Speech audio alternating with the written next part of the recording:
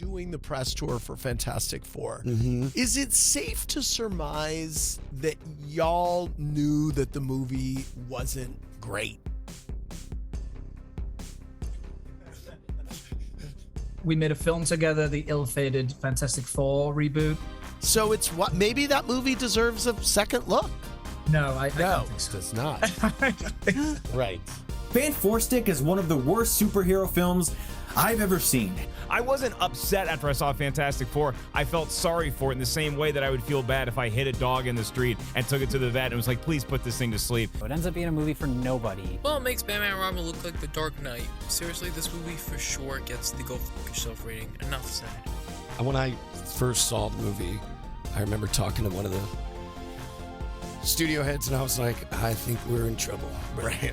Usually, except in this case, when you're in a big superhero movie, they usually do incredibly well. You know, maybe Josh Trank just doesn't like female characters because they didn't show up in Chronicle either. I do regret not having, stood up for myself. In a tweet that was posted Thursday and quickly deleted. The gasoline has been thrown on the fire last night because, last night Josh Trank made the phenomenal mistake of taking to Twitter. I think it's unfortunate for that because so many people worked so hard on that movie, and honestly, maybe there was one really important person who kind of fucked it all up.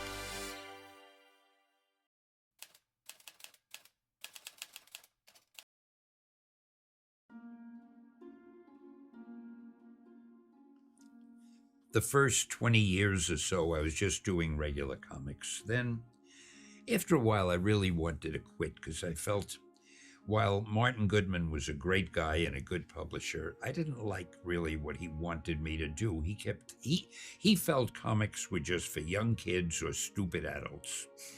And he used to say to me, remember, Stan, don't use words of more than 2 syllables. Don't have too much dialogue. Get a lot of action. Don't worry about characterization.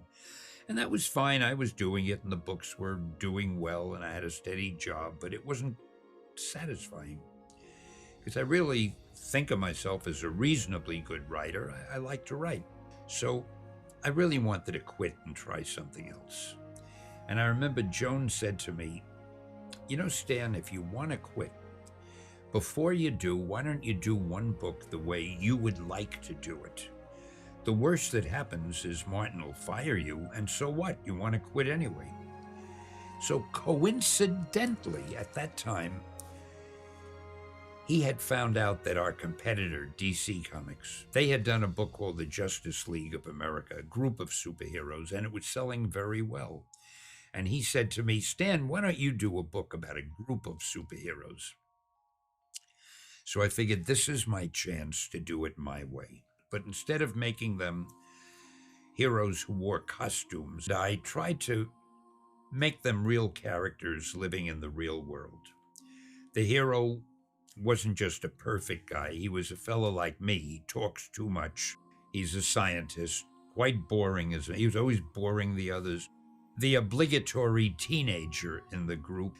I made this teenager a guy who didn't want to be a superhero particularly. He was like I would have been when I was a teenager.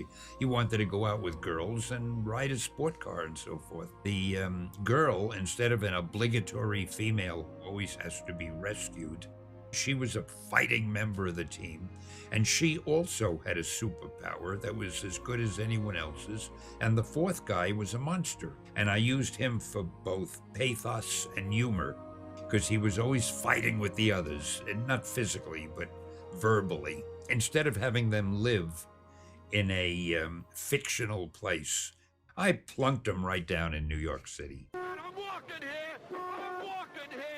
Because I knew New York City, I could write about New York City, and I figured, why not let them live in a real place? Try to keep everything as realistic as possible, even though it was just a superhero comic. At its heart, the Fantastic Four is a story of a family. This key trait separates it from every other superhero team. Before there was ever powers, there was siblinghood, friendship, and partnership. Though some teams are made up of found families or close friends, there is a deep connection within the four that transcends their superhero status. People tuned in to see this fantastic family, and any adventures they had were secondary to the dynamics that existed between its members. Like any good book that is historically selling well, you can be sure to rely on the inevitable movie adaptation. For the Fantastic Four, this began in 1986, when Marvel began to see a dip in their revenue and a loss of interest in comics. Executives devised a plan to attract publicity and boost popularity by moving their intellectual properties into the film industry. In order to entice producers, Marvel offered the rights to some of their characters for heavily discounted rates, with the caveat that a film had to be produced within an agreed-upon time frame, or else rights would be forfeited back to Marvel. This worked in Marvel's favor because low upfront cost minimized losses if the product flopped, so studios were more willing to gamble with the seemingly shrinking genre, and forcing buyers to use it or lose it within a short time meant that Marvel would have a quick turnaround on the return to relevance they were seeking.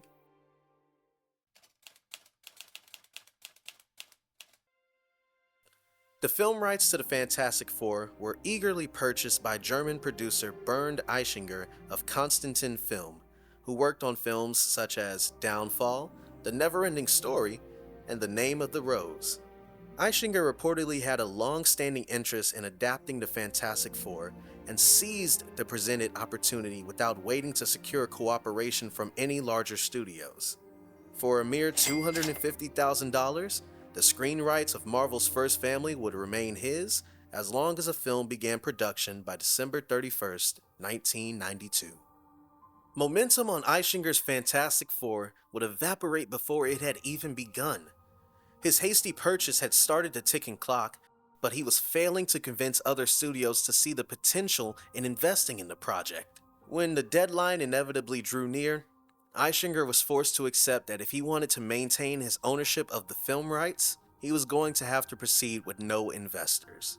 Years had been wasted on the hope that interest in the adaptation would develop, and now forfeiture was only months away. In September of 1992, he would bring seasoned filmmaker Roger Corman on board to oversee production and distribution. Corman specialized in B-movies, which were often the low-budget companion piece pictures that were attached to the highly touted new releases before the golden age of cinema in the 1970s. Some of Corman's most notable works were Sorority House Massacre, Carnosaur, and Sharktopus.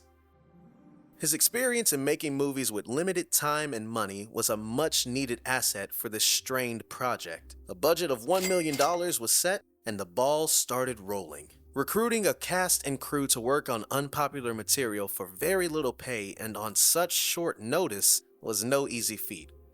Pre-production required almost every bit of time remaining on Eichinger's contract, but against all odds, the team was successfully able to begin filming on the cusp of the deadline, allowing Eichinger to retain the rights. But as the problem of ownership was settled, the problems of this buzzer-beater movie were only beginning. It should go without saying that the quality of such a rushed project was going to suffer, but the reality of how bad this movie would be still had yet to be realized. Filming only lasted 21 days, which is breakneck speed for even the simplest of movies, and unimaginably short for such a visually demanding script. Special effects were required to depict the team traveling to outer space, using their superpowers, and battling to save New York City.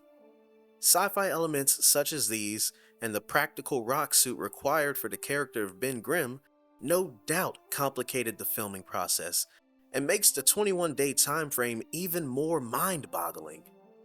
Despite the adverse circumstances, there were participants who had faith in the product, and desperately wanted to see it succeed, to the point that the cast would end up using their own money to hire a publicist to help them drum up attention for the film's 1994 premiere.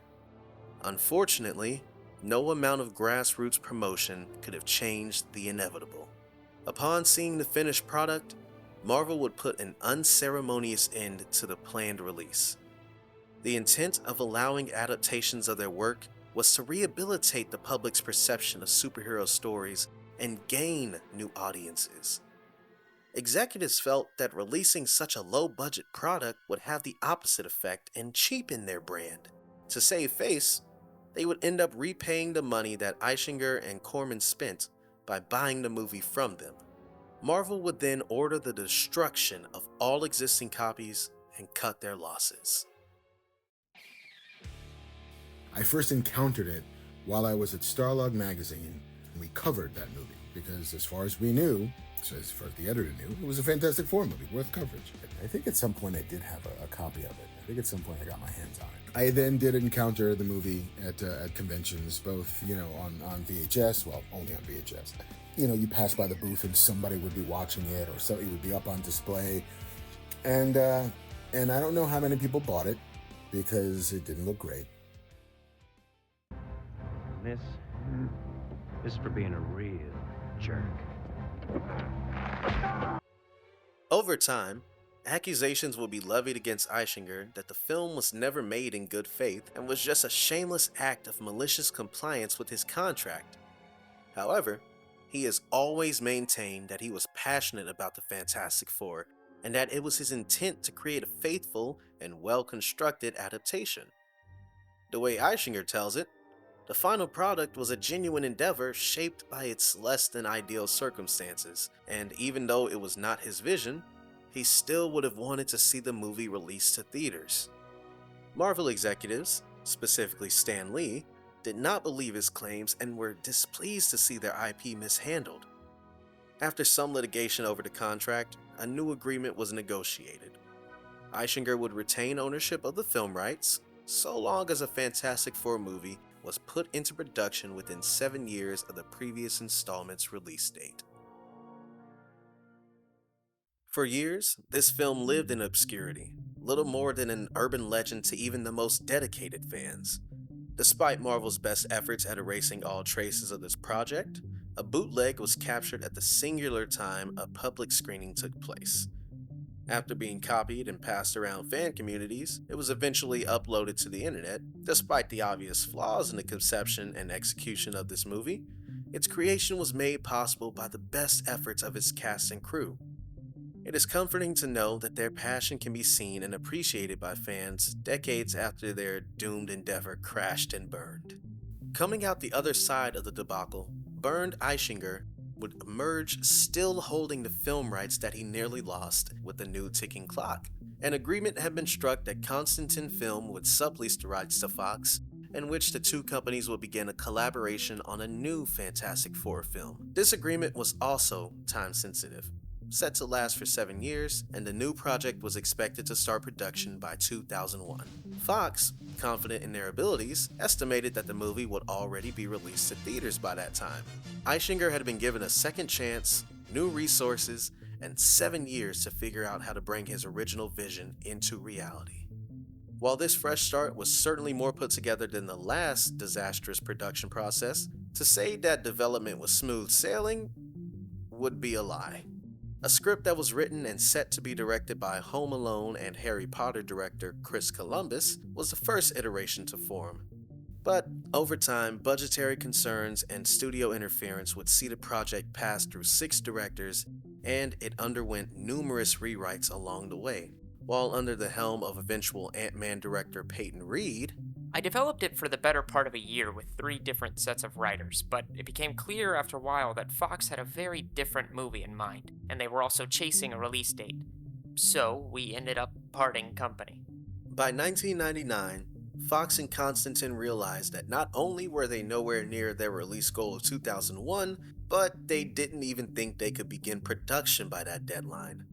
In fear of forfeiture, they pled their case to Marvel and were granted a 2-year extension to their contract. The project would end up in the hands of Barbershop director Tim Story in April of 2004. Story would endeavor to rewrite the script to be workable with the budget significantly reduced from where it began with Chris Columbus's version, and also with the goal of being ready for theatrical release as soon as possible. Several drafts drawn up during this process were written by a Fox favorite, Simon Kinberg, who would go uncredited in the final product. Within a year, Story would be able to churn out a fully finished product that fit the studio's vision and would release in July of 2005. Upon its release, 2005's Fantastic Four was welcomed with mixed reviews, but a strong box office immediately greenlit a sequel. On an estimated budget of $100 million, the studio grossed a total of $333.5 million worldwide.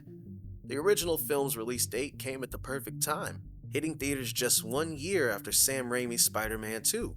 The blockbuster superhero frenzy was in full effect. Though Tim Story's rendition of Marvel's First Family did not canonically exist in the same world as Sam Raimi's web-slinging wall crawler, the studio adopted a similar campy aesthetic that, on paper, fit the bill of the trending superhero juggernaut. The development of the 2005 Fantastic Four had been plagued by conflicting interests. On one side, the directors and writers who wanted to embrace the full depth of these characters and lean away from camp. On the other, was the interest of the studio who wanted to capitalize on current trends, and the studio's demands had proved to be profitable. The environment at Fox in 2003 was very different to the environment at Marvel in 2015. Fox at that time had a very specific idea. They wanted to pitch it much younger than I wanted to. And I always felt like they were treating those characters like B-level characters. I never felt like they understood the real strength of that property. After high demand and a quick turnaround, just 2 years later, Fantastic Four: Rise of the Silver Surfer was released in the summer of 2007. Though the film grossed a total of $301.9 million worldwide on the estimated budget of $130 million, this was not sufficient enough to keep the franchise afloat. Not only did Silver Surfer make less than its predecessor while costing more, that same year, Spider-Man 3 grossed $891 million. The writing was on the wall that the Fantastic Four in its current form could not compete within its own genre. The franchise was killed before it had the chance to slip into the red and lose the studio money. Just 1 year after the disappointing release of Fantastic Four: Rise of the Silver Surfer, the superhero genre was changed forever.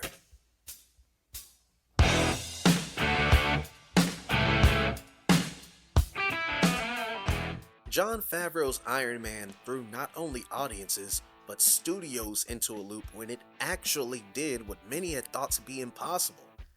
It set the groundwork for a blockbusting superhero cinematic universe. Gone were the days of standalone stories. The superhero genre was soon to become monopolized. Filmmakers were not the focus.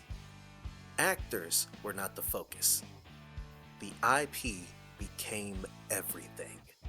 Marvel's initial fan-servicing plan turned into a corporate money-making machine due to the previously underestimated buying power of comic book fans. Marvel Studios' plan to build a cinematic universe around their titular characters had just one flaw. They didn't own the rights to many of their most popular creations. Sony had Spider-Man and his Rogues Gallery, Universal had the Hulk, and Fox held an iron grip on the X-Men, Deadpool, and the Fantastic Four. With the cards they had on the table, they waged a theatrical war against their opposing property holders. Fox genuinely believed they had the artillery to compete with Marvel Studios at the box office in their attempt to create a coherent cinematic universe of their own. Even though Fox already had 2 congruent adaptations of their most popular teams from the comics, they weren't satisfied with their current lineup. They looked at Tim Story's group as one that was too old and goofy for the mature aesthetic the X-Men universe provided. They wanted a team that they could build upon, young faces that would carve themselves into the cornerstone of the genre. They wanted a new Fantastic Four. Due to the big swings taken in the early 2000s, Fox wanted to sway the entire other direction in terms of tone for the characters. Although superhero media had been proven to be profitable, there was still hesitation from studios to fully take the content seriously. Christopher Nolan's The Dark Knight trilogy brought in an entirely new, grounded, gritty realism that made certain films like Fantastic Four: Rise of the Silver Surfer stick out like a sore thumb. Not only was Nolan's trilogy loved by fans, but it received critical acclaim, which was something that had been denied to most of the genre as a whole previously. Presented with a sudden opportunity to have their cake and eat it too, studios were clamoring to emulate this serious tone.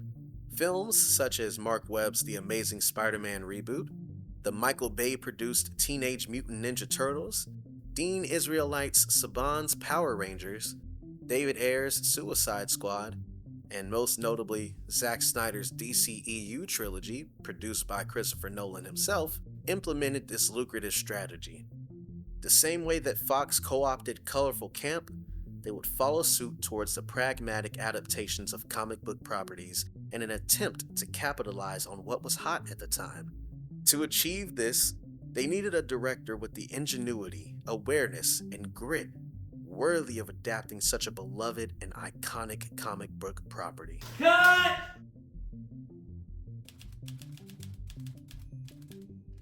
Joshua Benjamin Trank, son of graphic design artist Pamela Trank and Oscar-winning documentarian Richard Trank, grew up surrounded and inspired by art. He knew from a young age that he wanted to be a filmmaker. His connections to the film world and being raised in Los Angeles primed him to enter the world of movies one step ahead of his peers. Ironically, it would not be his lineage or family friends that would jumpstart his career, but an independently produced YouTube video project. For his 22nd birthday, Trank would ask his friends to help him film a Star Wars-inspired skit. Okay, well, I need to make a short film. It had to cost probably $15,000 because I need to get cameras. I need to get a film stock. I was writing a ton of short scripts and I couldn't get any funding for anything. So cut to, I'm about 21 years old, about to turn 22. I hadn't shot anything in like 3 years. This was 2007.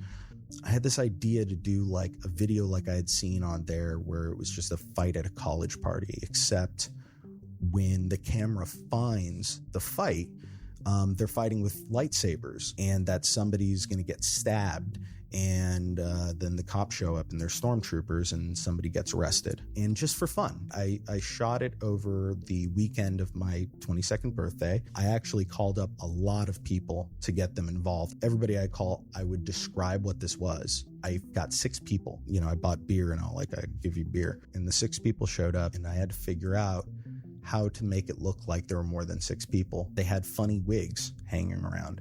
So on every single shot that I did, I would shoot it in such a way that you couldn't really tell how many people were there. And I had to recycle certain people and put like wigs on them. So I didn't really know it, but at the time I was really directing something. And I wanted the lightsaber to whip across the room into his hand. So we set up this like fishing wire thing and like jerry rigged it and figured out how to just get a tug. We had like the worst stormtrooper costume in the world from a Hollywood costume store, spent maybe $40 to rent it for the night, maybe $20, $30 for beer and shit. We made it for under like $100. This small video, made for fun among friends, would achieve overnight virality. I edited the thing, I put it on YouTube, and I wrote stabbing at Leia's 22nd birthday party so that if anybody happened to find it, they would get tricked at first and then thinking it was a stabbing. I hit up a couple of my friends. I said, hey, can you post this on some of these boards and just say, holy shit, like a stabbing caught on camera. And I woke up the next morning, opened up my inbox, and I had about 180 emails because I put my email address at the end. And I looked at the YouTube site and it said like 350,000 views. Combined in that first day, it was already over like 2 million views. And by the end of the week, it was like 7 or 8 million views. Growing up in Los Angeles, my big advantage was learning the culture and also getting to know what people are like in this town and meeting some really interesting, successful people from a young age. This video, I could have been anybody. I could have come from anywhere because I just put it online. He had made an impression on many studio executives for not only his creativity, but ingenuity and impressive special effects on a low budget. This immediate success would land Trank his first professional job. I'm emailing these people back, and I got on the phone with a couple of them, and he said, this is never going to happen to you again in your life, trust me, but we actually have something for you. He said that they were doing this mini series called The Kill Point, and I'm like, yes, tell me more. So what about it? And they're like, well, we want to do web episodes. It's going to be like about the B characters when we don't see them on the show and what they're up to. You can write that, edit it, and direct it. And they said, okay, you got the job. There was no like, oh, well, who do you know? Or, oh, yeah, I know so-and-so, and this is how I got on the phone call. They called me off of this short. Having officially started a career in his dream industry, Trank would feel emboldened to start working on a feature-length film. He decided to bring to life a story that he had first envisioned in high school. The influence that his father's career as a documentarian had on Trank was strong, as the concept was found footage style, documenting teenage boys who gain superpowers and grapple with their consequences. The story was dark, gritty, and leaned into a realistic portrayal of unrealistic events. I was looking out the window and staring at the clouds, and I just had an epiphany. Okay, well, what if I was flying up there and filming this? Well, what if my friends were playing football and I was filming that? This whole, what was a laundry list of little viral ideas turned into a movie idea. Trank knew this idea needed to be updated and rewritten to be a more cohesive narrative if he wanted any chance at selling the concept. He would end up reaching out to a high school frenemy that also worked in the industry, Max Landis. Landis would eagerly join the project as a co-writer. Their collaboration would only take a short time to result in their final product, Chronicle. If Trank can be considered born into Hollywood, Landis was doubly so. Max Landis is the son of famous director John Landis, who is known for his many projects such as Animal House, An American Werewolf in London, and Michael Jackson's Thriller music video. Max Landis' additions to the script and his sheer involvement in Chronicle made selling the story an easy job. 20th Century Fox would hastily scoop up the script in 2011 and greenlit production that same year.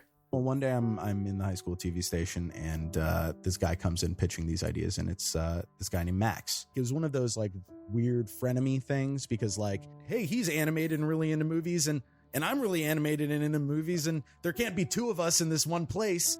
I looked on Facebook. I'm like, who do I know still from LA? And I see not a lot of people. I'm like, oh shit, Max Landis. I know from his Facebook, he's a screenwriter. I bet he'll definitely give me tough notes on this thing that I just shot and put together, and I need tough notes. So I messaged him. I'm like, over at this place, I've got this thing, we'll maybe hang out, but I really would love to get your opinion. He was like, I'll be there in 2 minutes. And I haven't seen him in, 7 or 8 years or something. And he comes in, and I'm like, dude, and he's like, hey. And I was like, you would actually love this idea. And I pitched him Chronicle. I told him the story. He really loved it. And he said, okay, but this is what you have to do instead. And he created the true second act of this story, because otherwise it would have been much more flat. All the missing components to this, Max had right there. And I was like, the universe, man, do you want to just do this with me? And he was like, yeah, let's do it. And then all of a sudden we were working on the script together, probably finished like a good first or second draft after like 3 months or something like that. And then we worked on a second draft, which is the second draft that we sold. And bam, we went on a bunch of meetings, Max and I together, to all these places. We got to 20th Century Fox, and we met with Adam Schroeder, who ultimately ended up producing the movie, Steve Asbell, who would become the executive on Chronicle and is also my executive on Fantastic Four, who I have a great relationship with. What really made Chronicle stand out amongst the other films in the superhero genre was its intimate perspective and the imagination behind it. Shooting the entirety of Chronicle in the format of found footage was looked on as extremely daring and innovative for the genre it was in. Inspired by his father, Richard Trank, a documentarian who won an Oscar for his 1997 documentary The Long Way Home, Josh wanted to purely tell stories that mattered most to him from the most authentically presenting perspective possible. Though Chronicle is just a fictional story, Trank attacks the narrative through the gaze of reality, just like his father before him. I'm not going out trying to prove the Oscar thing because I've already seen that kind of thing. I just want to do stuff that matters to me, like what my dad does. Fox's choice to take a chance on Trank as an innovative filmmaker who could make the most of his resources paid off immensely. From the time production was greenlit, the movie would be made and ready to release in theaters only a year later, all for a measly $12 million. The project grossed $126.6 million in its box office and was met with positive audience and critical reception. The script was praised for its fast pace, compelling characters, and biting commentary on the superhero genre and toxic masculinity. The found footage style added to the dark realism and made the special effects more impressive. And the cherry on top of this captivating story was the incredibly talented actors they were able to book. Newcomer Dane DeHaan played the lead character Andrew, and even more impressive is the breakout casting of Michael B. Jordan as Steve, who would go on to star in Creed, Black Panther, and Sinners. It is no wonder that Fox honed in on Josh Trank to be the filmmaker that would deliver their inevitable Fantastic Four rebrand. He had proven that he could turn a large profit from a small budget, that he could depict dark themes in a mature, grounded way, and that he could do justice to the spectacle that is the superhero genre. Trank had no issue signing on to do the project, despite having no real familiarity with existing superhero IPs. He had his sights set on a passion project about Boba Fett that Disney had selected him for in their upcoming revival of Star Wars. While Fantastic Four may have been less appealing to Trank, he had a good relationship with Fox Studios and a desire to hone his craft. Because the studio was admittedly looking for an overhaul, and Trank had no attachment to faithfully adapting the 1960s comic, free rein was initially given to develop a unique tone and atmosphere. Trank has always had his own offbeat taste in art. This harkens back to childhood during his pivotal years of artistic development. You are watching the Z Channel, a service of Theta Cable Television. My dad is a movie fanatic. My dad would record everything that ever played on the Z Channel because it was like an OCD movie fan's dream of a channel. And we had a cabinet in our home that had probably 100 or more tapes on them with labels that had very, very diligently inscribed onto them title of the movie, followed in parentheses by the last name of the director and the year of the release. We had two sources of home entertainment. We had Blockbuster Video, we had the movie cabinet. What I remember is that, you go to Blockbuster Video and, the movies there are fun and accessible. Big difference between the stuff that was at Blockbuster and the stuff that was in the movie cabinet. I remember in my mind so vividly, you look at these titles of movies and you see names like Truffaut, Kobayashi. It didn't sound like that's an enticing thing I want to watch at 5 years old. So what I would do is I'd look in the movie cabinet and you end up watching a lot of interesting movies and stuff. And I got into Monty Python at a very early age. The best part about the movie cabinet is the movies were free. I skipped over so many movies because I just was looking for the ones that sounded like they could be the most accessible. By the time I was 12 or 13 years old, my curiosity peaked. I dived so deeply into that cabinet, every single movie that probably ever played on the Z Channel, and that to me defined my coming of age. And I didn't understand all of those movies right away, but I kept rewatching them until I did understand them, because the one thing I did understand was the voice behind those movies. Those movies defined my opinion about the world before I was old enough to go out and experience it. It felt like what was going on there was my religious experience, was watching these movies that I didn't understand, that had a power greater than what I could understand about my mortal existence.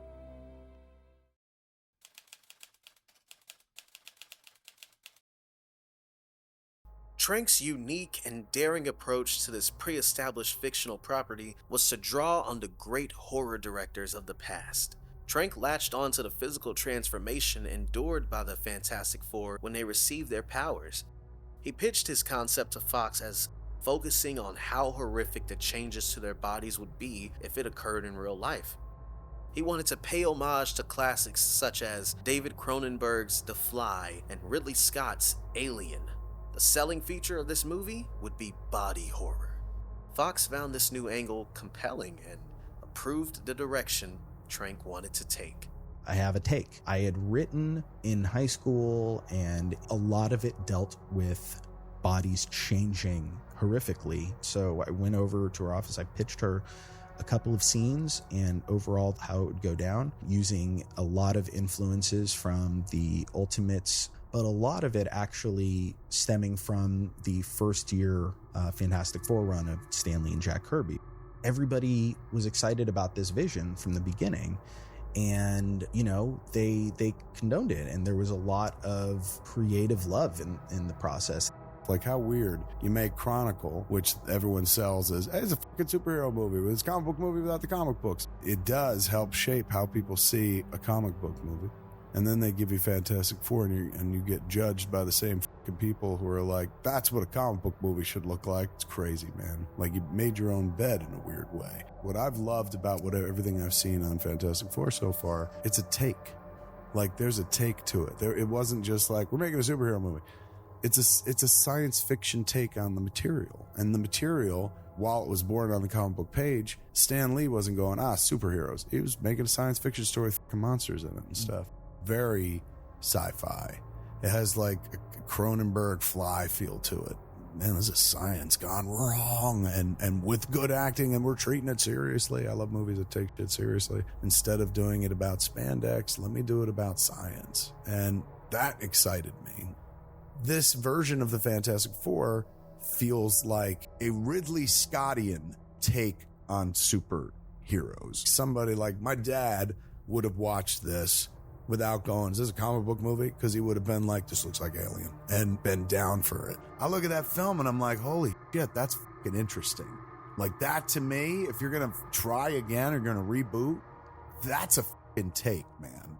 He knew he needed another co-writer on this project, especially since he lacked expertise on the source material. Due to a private conflict during the filming of Chronicle, a rift was made between Max Landis and Trank that prevented any future collaboration. Trank would struggle to find a new writing partner that had both a knowledge of the Fantastic Four comics and an interest in the body horror elements that Trank wanted to include. The first co-writer that would come on board was Jeremy Slater. The two had a pre-existing relationship through Chronicle, as Trank had workshopped pre-Landis drafts to Slater and even made Slater an offer to join the project as an official writer. Ultimately, Slater would decline, and any of his ideas that made it into the Chronicle final product would be uncredited. We're doing a start from scratch kind of a thing. I actually have the ability to say what writer I might want to work with, and I thought it would be really good karma to hit up my buddy Jeremy Slater, who contributed some really great ideas to Chronicle early on and was such a gentleman in the process. And he's a huge Fantastic Four fan. So I hit him up, and we started working together. Despite having a positive history, this new partnership would only last 6 months. Slater's perspective was that the Fantastic Four would be better represented by emulating Marvel's style at that time in films such as The Avengers. The first Avengers movie had recently come out, and I kept saying, that should be our template. That's what audiences want to see. And Josh just hated every second of it. During his time on the project, Slater claims to have written 18 drafts of the movie, none of which appeased Trank. Slater also claims that most of these drafts were never even shown to Fox, as Trank insisted on mediating all communications to the studio and would not allow Slater to have private meetings with anyone but himself. Frustrated by the lack of communication, Slater would ultimately leave the project. Fox would step in after this minor catastrophe and provide a team of screenwriters to try and make up for lost time. At this stage, the studio and Trank would begin to lean on Simon Kinberg, who had made uncredited contributions to the 2005 adaptation.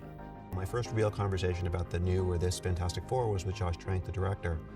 And he had such a clear vision about what he wanted to do tonally, making it more grounded, more realistic, more gritty, emotional, character-driven, the things that my favorite comic book movies, or really my favorite genre movies, do. I got excited. And so that was sort of the guiding principles with which we started this process. Started the script process, started the casting, started every element of movie making that was defined by and through this more grounded tone. At 28 years old, Trank had seemingly been given the keys to the castle. Before the release of Chronicle, he had already been handed over one of the most sacred properties in all of comics.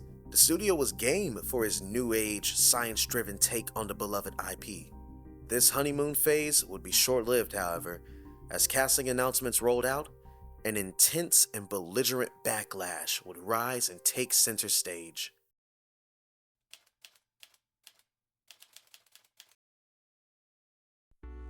Trank and the studio had carefully curated a cast that was young enough to carry a franchise, and in their minds, representative of a changing culture, but fans' willingness to accept change had been grossly overestimated. Off the bat, Trank already knew who he wanted for the role of the hot-headed, charismatic supernova Johnny Storm, aka the Human Torch. Yes, we are. Flame on. Fresh off his breakout performance in Chronicle, Michael B. Jordan was the soon-to-be talk of the town in young Hollywood, a suave, leading man type who was still yet to show his full cinematic potential. This choice was a clear no-brainer from Trank, who even got permission to make this change from Stan Lee himself. Because he had seen Chronicle and he loved Chronicle. So I was like, okay, so what do you think about if I made the Human Torch, Johnny Storm, as Michael B. Jordan from Chronicle? He's like, what? And I was like, oh shit. What if I made Michael B. Jordan the Johnny Storm, the Human Torch? And then he goes, oh. And I said, he's the black guy. He was like, oh, black? Yeah, why not? That sounds great. I think that's a great thing. And, you know, it looks more like the world that we're in today. And Jordan fit the bill perfectly. Well, besides one thing, said the internet. Race swapping in comic book media had already been a hot button issue for years at this point in time. None of the vitriol hurled at Michael B. Jordan was novel in its content, and to a certain extent, had been expected. For many comic book fans, the default whiteness of their favorite characters is integral to their being. The arguments from comic book fandom are often couched in notions of authenticity. By this logic, changing the race of a comic book character invalidates their authenticity. A desire from comic book publishers to expand their audience and attempt to tell stories from new perspectives led to the concept of legacy characters. These new iterations of comics' most popular IPs feature alternate racial or gender identities either through alternate dimensions or an in-plot passing of the torch. Some examples include Miles Morales as Spider-Man, Sam Wilson as Captain America, Jane Foster as Thor, and Riri Williams as the new Iron Man, now Ironheart. The innovative change employed by Marvel is to have the legacy heroes replace the old guard of white male heroes. Replace is not entirely accurate, even though it is the term often used in the press and among readers to describe the position of the legacy heroes. But even access to an endless multiverse of opportunity and in-universe explanations for more diversity is not enough for the most traditional of fans. In the minds of comicdom's largely white audience, non-whiteness needs an explanation. When characters are race-bent, critics are quick to decry political agendas. They claim that the integrity of the character is being erased. The backlash would not stop at criticism or ridicule, but would escalate to racist rhetoric and death threats. Trank would leave social media to escape the onslaught, but still stood forthright in his decision on the matter. No amount of public resentment would make him change his mind. For the world I grew up in, a racially intense Los Angeles, where we were used to seeing white superheroes, some of my friends who were black should have seen a black superhero. So I felt that while being in a position of power, I could change the system a little bit. In a brave maneuver, Michael B. Jordan wrote a public letter regarding the controversy. You're not supposed to go on the internet when you're cast as a superhero. But after taking on Johnny Storm in Fantastic Four, a character originally written with blonde hair and blue eyes, I wanted to check the pulse out there. I didn't want to be ignorant about what people were saying. Turns out this is what they were saying. A black guy? I don't like it. They must be doing it because Obama's president. and it's not true to the comic, or even they've destroyed it. It used to bother me, but it doesn't anymore. I can see everybody's perspective, and I know I can't ask the audience to forget 50 years of comic books, but the world is a little more diverse in 2015 than when the Fantastic Four comic first came out in 1961. Plus, if Stan Lee writes an email to my director saying, "You're good, I'm okay with this," who am I to go against that? Some people may look at my casting as political correctness, or an attempt to meet a racial quota, or as part of the year of black film, or they could look at it as a creative choice by the director Josh Trank, who's in an interracial relationship himself, a reflection of what a modern family looks like today. This is a family movie about 4 friends, 2 of whom are myself and Kate Mara as my adopted sister, who are brought together by a series of unfortunate events to create unity and a team. That's the message of the movie, if people can just allow themselves to see it. Sometimes, you have to be the person who stands up and says, "I'll be the one to shoulder all this hate. I'll take the brunt for the next couple of generations." I put that responsibility on myself. People are always going to see each other in terms of race, but maybe in the future we won't talk about it as much. Maybe, if I set an example, Hollywood will start considering more people of color in other prominent roles. And maybe we can reach the people who are stuck in the mindset that it has to be true to the comic book. Or maybe we have to reach past them. To the trolls on the internet, I just want to say, get your head out of the computer, go outside and walk around. Look at the people walking next to you. Look at your friends' and who they're interacting with. And just understand, this is the world we live in. It's okay to like it. Trank would later admit that he knew there would be a subset of fans that would not appreciate a race-swapped Johnny Storm, but he, Jordan, and the studio were wholly unprepared for the level of retaliation and racism that would result. Despite the overwhelming media frenzy, Fox would back Trank's decision and follow through with their casting, but behind this solidarity, some damage had been done to the freedom Fox had given Trank. The next casting choice would be taken from him and would be the first step away from Trank's true vision. I was mostly interested in a black Sue Storm and a black Johnny Storm and a black Franklin Storm. When you're dealing with a studio on a massive movie like that, everybody wants to keep an open mind to like who the big stars are going to be. Like, well, maybe it'll be like Margot Robbie or something like that.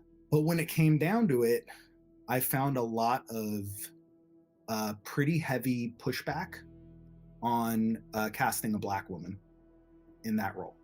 When I look back on that, I should have just walked when that sort of realization hit me. And I feel like embarrassed about that I didn't, just out of principle, because those aren't the values that I stand for in my own life. And those weren't the values then or ever for me, because I'm somebody who always talks about just standing up for what I believe in, even if it means burning my career out. And I feel bad that I didn't take it to the mat with that issue. Yeah, I feel like I failed in that regard. If there's one regret that I have, and I've talked a lot about not having any regrets, it's that one issue. With the black actress now officially off the table, the studio demanded a comic-accurate appearing Sue Storm. And finding the sensible, force-fielding maternal figure of this heroic family, the Invisible Woman was no easy task. They're not powers. They're aggressively abnormal physical conditions that we're going to fix. Can you turn that off? I wanted to keep a very open mind to who could be the best Sue. So we started meeting with different actresses and watching reels and stuff. And Kate came in, and I just thought that she had this really like an authoritative presence for a young person. I just felt very much like she just embodied the character, similarly to how Mike did. And we talked about adoption and stuff like that. The chemistry between Michael and Kate was just so undeniable. And that all the dynamics that are like good and bad that are part of being in a family were playing out. just seeing them together. They have a very brotherly, sisterly kind of a dynamic with each other, and it's just very fun to see. I was more excited about the chance to play her after hearing, Josh's take on it, and knowing that I would be playing Sue before she had her powers, showing the really human side of her. Because I'm more interested in really grounded films that are super raw and dark. The film will be very different than what people expect it will be. Watching something that's fantastical is always, I think, fun, but it's not really worth it if you can't relate to the characters and relate to their experiences and their growth. To attack the sibling relationship a little bit differently. And I was talking to Mike a lot about adopted families and stuff, and thought how interesting it would be to have Sue as an adopted sister, to explore that type of a relationship. And there's just something about that that's really interesting, because it says a lot about the parent who is the adopter, just off of the fact that this person made this choice at some point in their life. That adds so much complexity without having to, overly write that into a character like what Dr. Storm ended up becoming. You would have Johnny, you would have his dad, and here you have Sue, who is the iconically maternal character. She is the mom. And when there is no mom, she ends up taking on a role of maternal figure to her brother. And that it makes perfect sense. For adopted kids, it's like, hey, that's like me. Everyone likes to go to the movie theater and see somebody kind of, something they share, something in common with. And right now, you take two of the most famous brothers, sisters in comicdom, and you make them, now just a little more relatable, to somebody who's like, oh, shit, you don't have to be blood to be brother and sister. And like, that's cool. That's like me. I mean, when you see yourself reflected in the characters, and in just that little way in the flick with this subtle change in Fantastic Four, the identity factor's dialed up to 11, and I see myself in that character. That's when all literature soars at its absolute best. Before comics were mainstream, comics weren't for everybody. Comics usually would hit the most underrepresented groups of people on the planet. That's where that community came from. We still have that obligation, even though we're in the mainstream, to really do that. With a character who's adopted, how would I feel about my parents if it was, you didn't bring me into this world, you saved me from this world? That's a big deal that I haven't really seen explored. It's not just about the differences between Johnny and Sue, it's about the differences in their relationship to the same person. When searching for the front man of the Fantastic Four, Reed Richards, Fox & Company had to nail who would eventually become one of the future faces of their brand. Deemed by some as the most intelligent character in all of comics, the logically driven, emotionally distant, human Stretch Armstrong, Mr. Fantastic could not be anything short of his own name.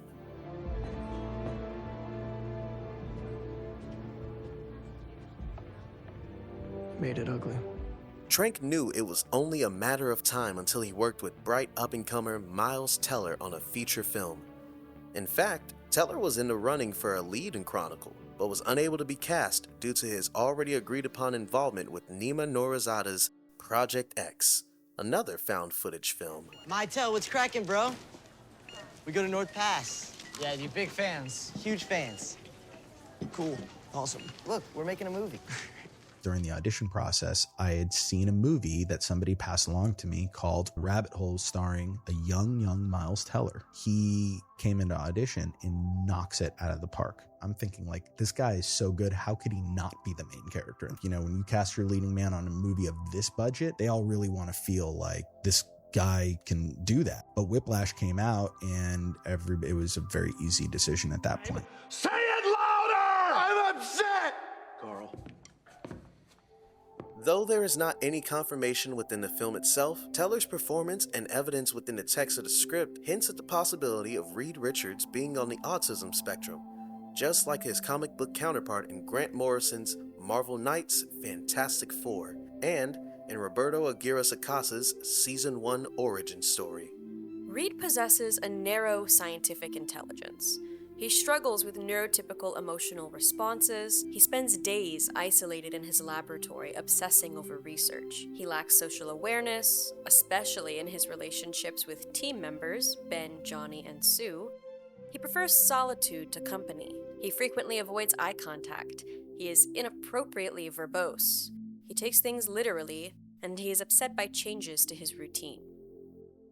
Similar to Trank's previous film, the powers that the protagonists receive do not arrive in a consensual manner. They are derived from a calamitous event and are not met with celebration. It's not your typical superhero film, you know? We aren't looking at this as like being superheroes. The script is very grounded and relatable to everybody as much as you can. You really get a chance to grow with these characters. It's an origin story. You get to discover these disabilities rather, and grow with them. At its core, the Fantastic Four have always revolved around the concept of acquired disability. The allegorical connections are not only visible in every iteration of their origin, but often put at the forefront of the commentary in each major storyline. The concept of Reed Richards having a neurodevelopmental disability fits very much in line with the era of the team Trank has chosen to adapt the source material from. With the Fantastic Four having found their brain in Reed Richards, it was now time they got their most integral piece, their heart. Ben Grimm, a tragic monster with just as much compassion as he has strength. To many fans, the Thing serves as the rock-solid foundation for the Fantastic Four.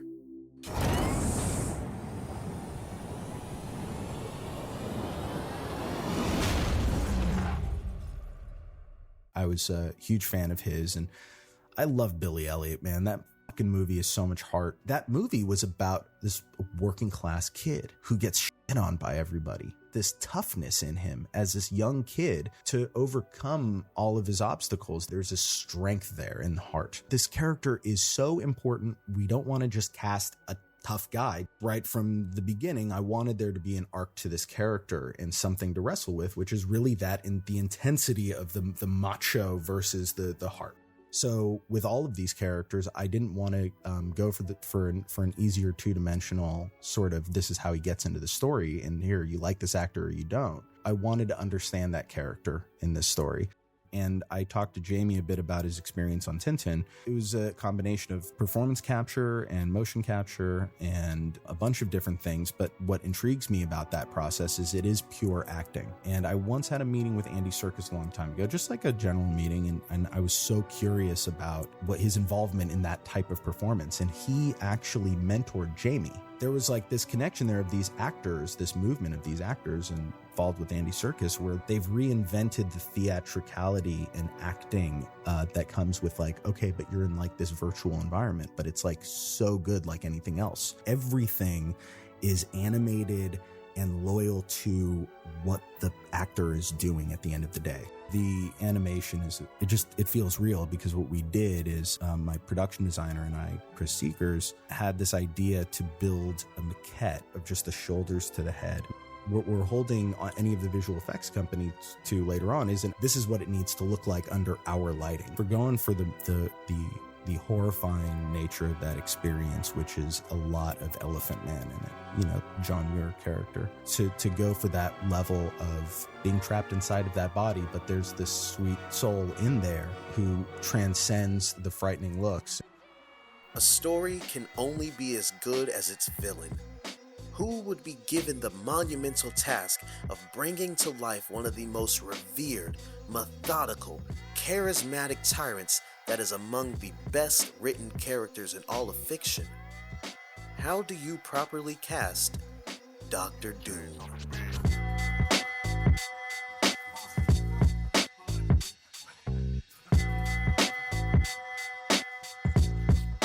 Similar to Bell's casting, Trank & Company looked to another frequent Andy Serkis collaborator and mentee, Toby Kebbell, who had recently come off playing antagonist Koba in the Oscar-nominated action science fiction spectacle Dawn of the Planet of the Apes. The fan base is enormous. I'm a fan. Simon Kinberg's an enormous fan, written a fantastic script. Josh is a massive fan. Great details. Any questions you had, he had the answers. Weirdly enough, it's the most pressure I've ever had going into Doom.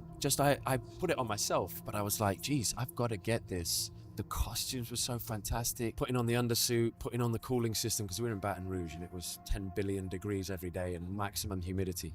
And it wasn't until you heard that final clunk clunk of the mask that I was like, okay, yeah, I got it.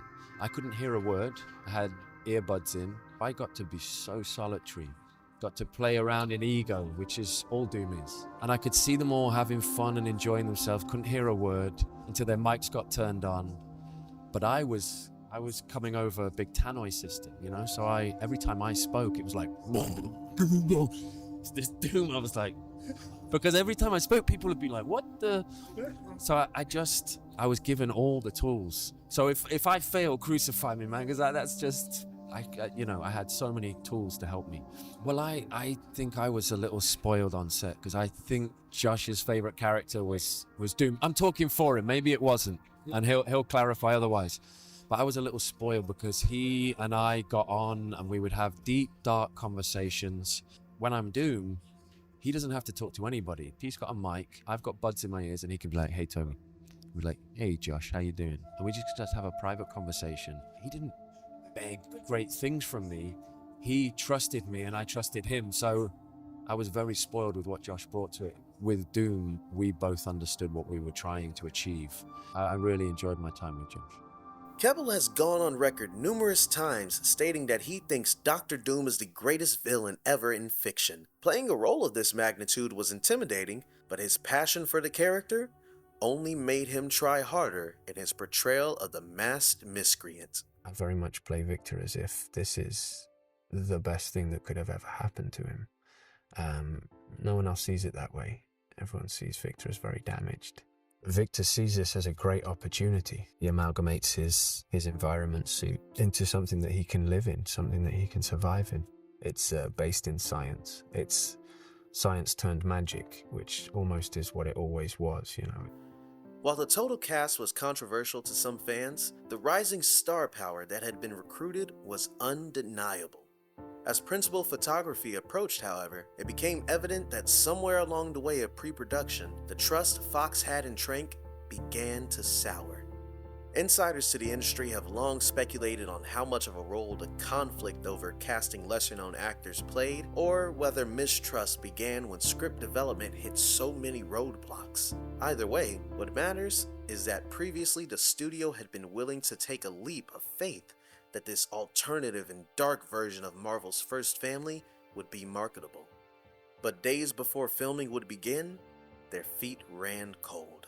Not much is publicly known about the timing or order of events that would transpire, but some claims have been substantiated across multiple insider sources. From an estimated budget of $150 million, $30 million was slashed right before filming began, bringing the film's total budget down to $120 million.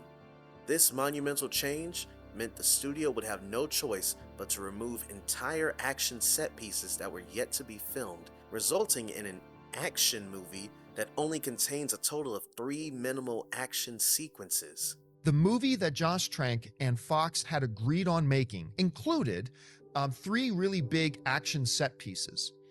That was all agreed upon. It was a part of the flow of the movie. And a movie is like a puzzle. You have all the pieces in place. You start messing with pieces, suddenly the whole puzzle can look out of whack.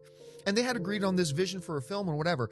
And then days before production began, Fox came in and made him pull 3 main action sequences out of the film. Filming would commence, despite the missing segments and gutted budget. In spite of the cast and crew's efforts to persist through these obstacles, the budgetary complications would not be the glaring issue in the eyes of the executives at Fox. During filming, doubts surrounding the tone and direction of the project would arise at the studio. The concerns would culminate in an intervention where Simon Kinberg was tasked with rewriting large parts of the script, including the entire ending. While principal filming would last its designated time and, according to Trank in interviews, with no complications, these claims to efficiency do not reflect the whole experience as it was felt by the cast and crew. Despite these attempts to gloss over how tense things really were, cracks would form during press releases and marketing that would expose underlying dysfunction and disconnect. I would just like to add in terms of the question of pickups or the implication of issues at hand. We had a 72-day shoot for principal photography. We were on schedule and on budget, and we had a great shoot. I run a really tight ship as a director because I take those days very seriously. I take every day very seriously in terms of what we need to accomplish, what we need to get done with actors, and I just like being on time. The culmination of forced changes due to budget constraints and sudden resistance to the morbid tone undoubtedly started filming off on the wrong foot. The pressure was immense, and Trank had seemingly put himself on an island, not only with the studio executives above him, but even some of his own cast members too.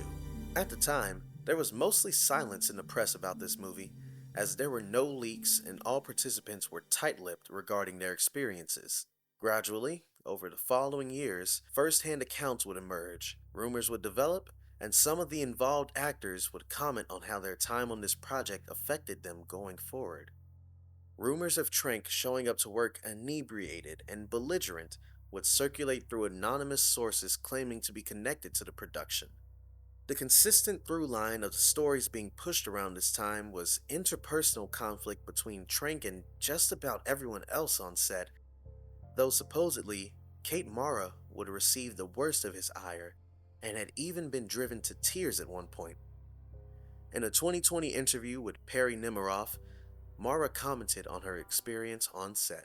I think I should have listened to my instincts, followed my instincts more, like when my gut was telling me, like, you probably shouldn't let that slide, what that person just said, or, if you're feeling a certain way about what an energy is like and how that is affecting your performance, you're being paid to do a certain thing.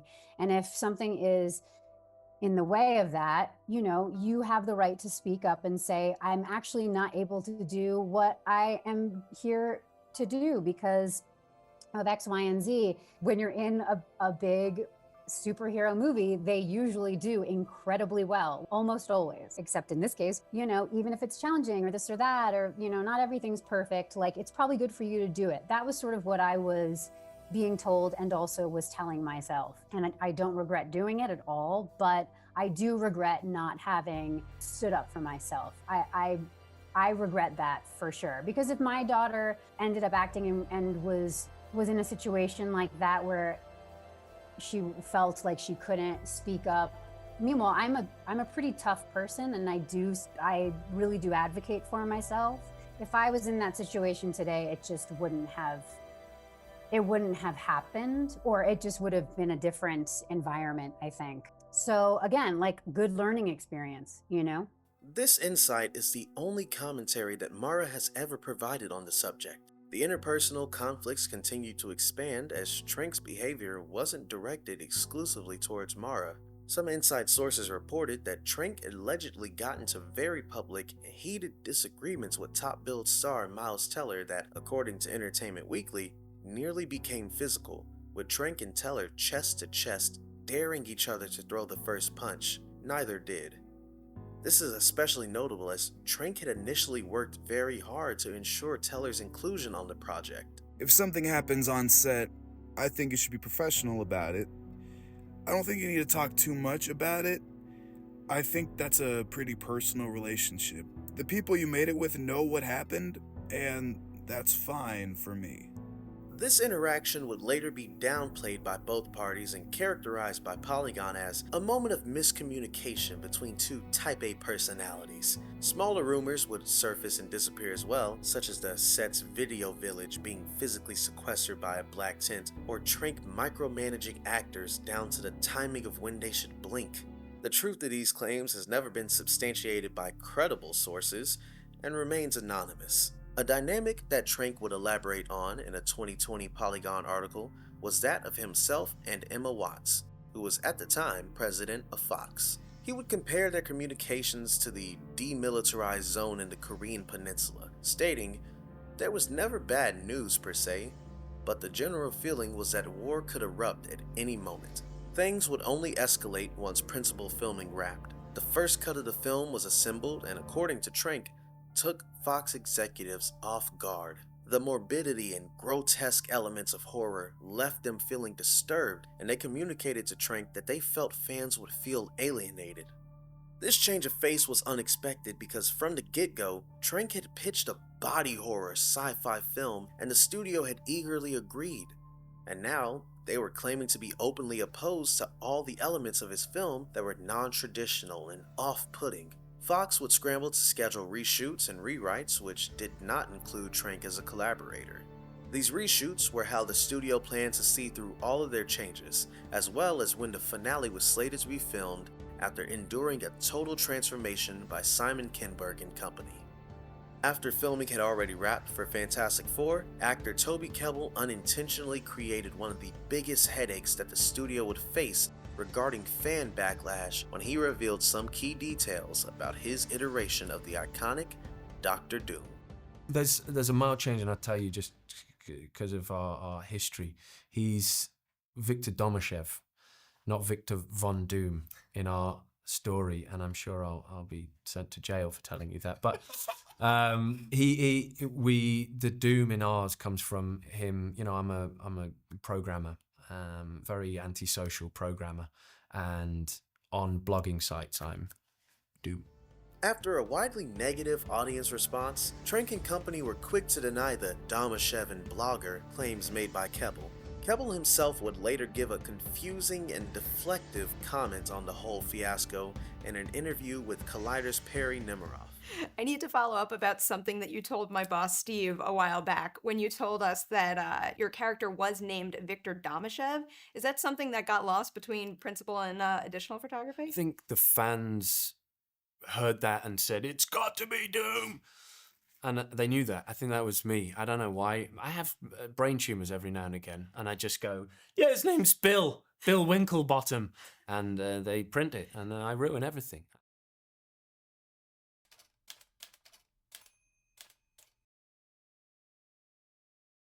Tell me, do you have a girlfriend, Brody? Had one.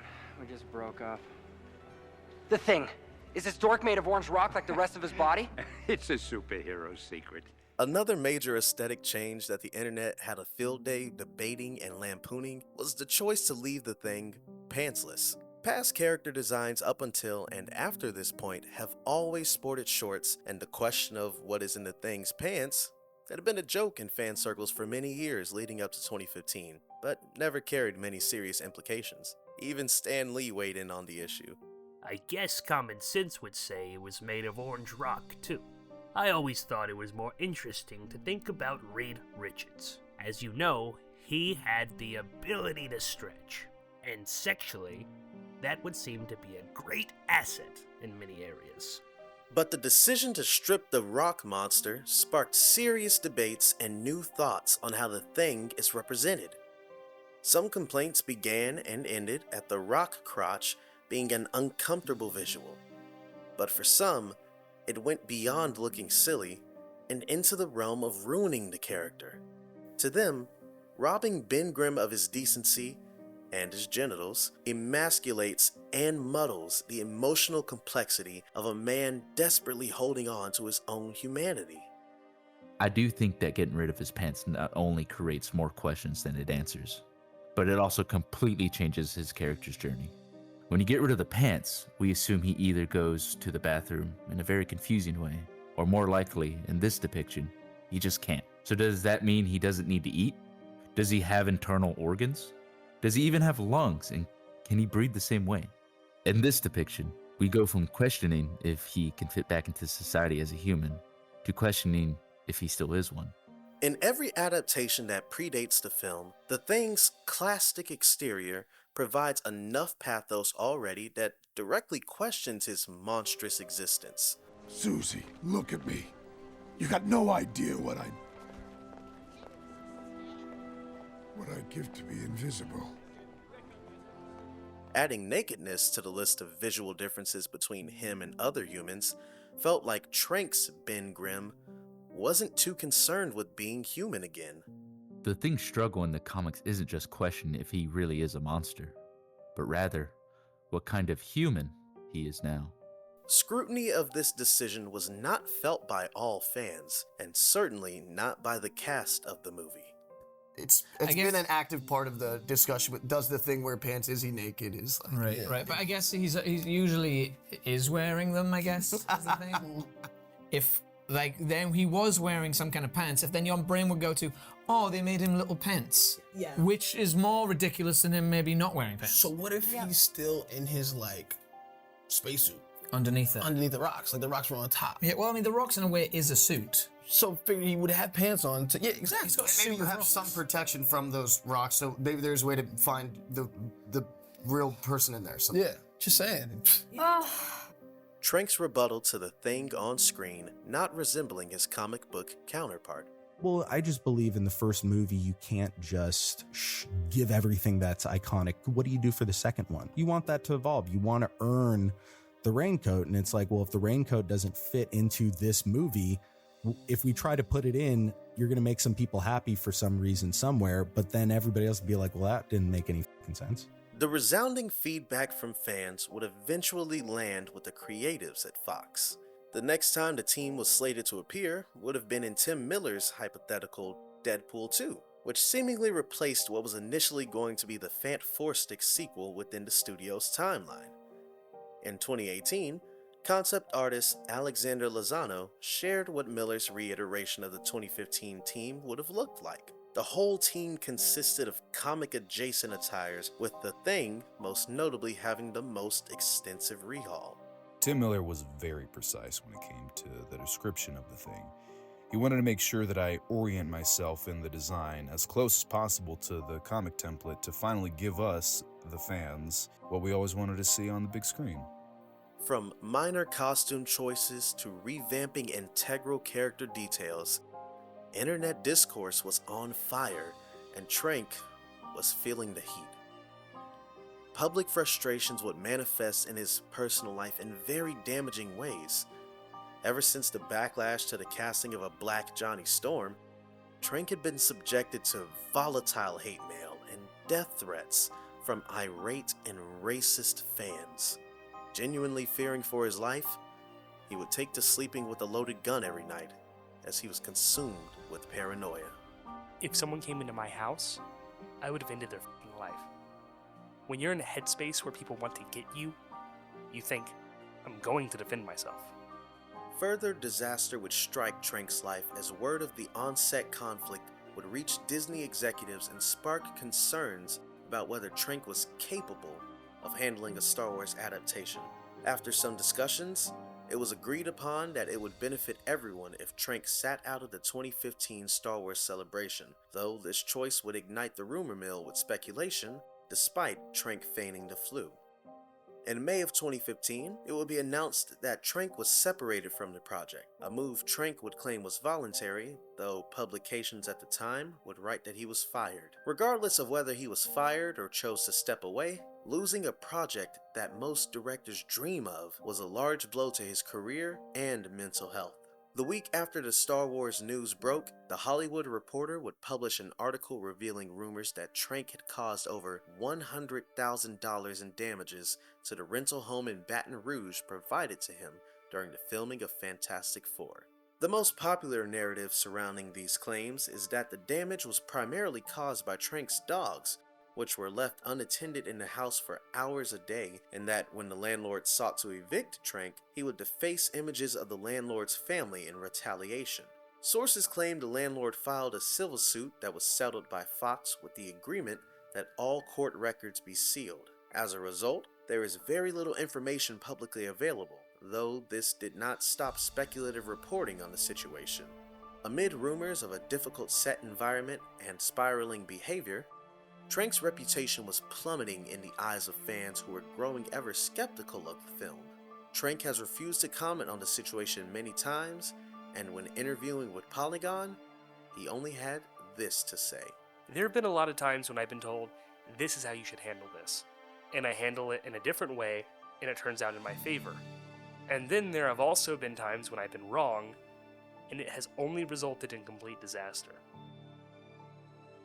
An unexpected event unrelated to filming would add strife to Trank's life and worsen his mental state during this time. One of his pet dogs would ingest an excessive amount of vitamins and sadly pass away a day later. While his dog's passing was unrelated to the damaged rental property and lawsuit, many publications sought to connect the dots between Trank's unstable frame of mind and the events transpiring between him and Fox. No facet of Trank's life was private, and he had little reprieve from the strain.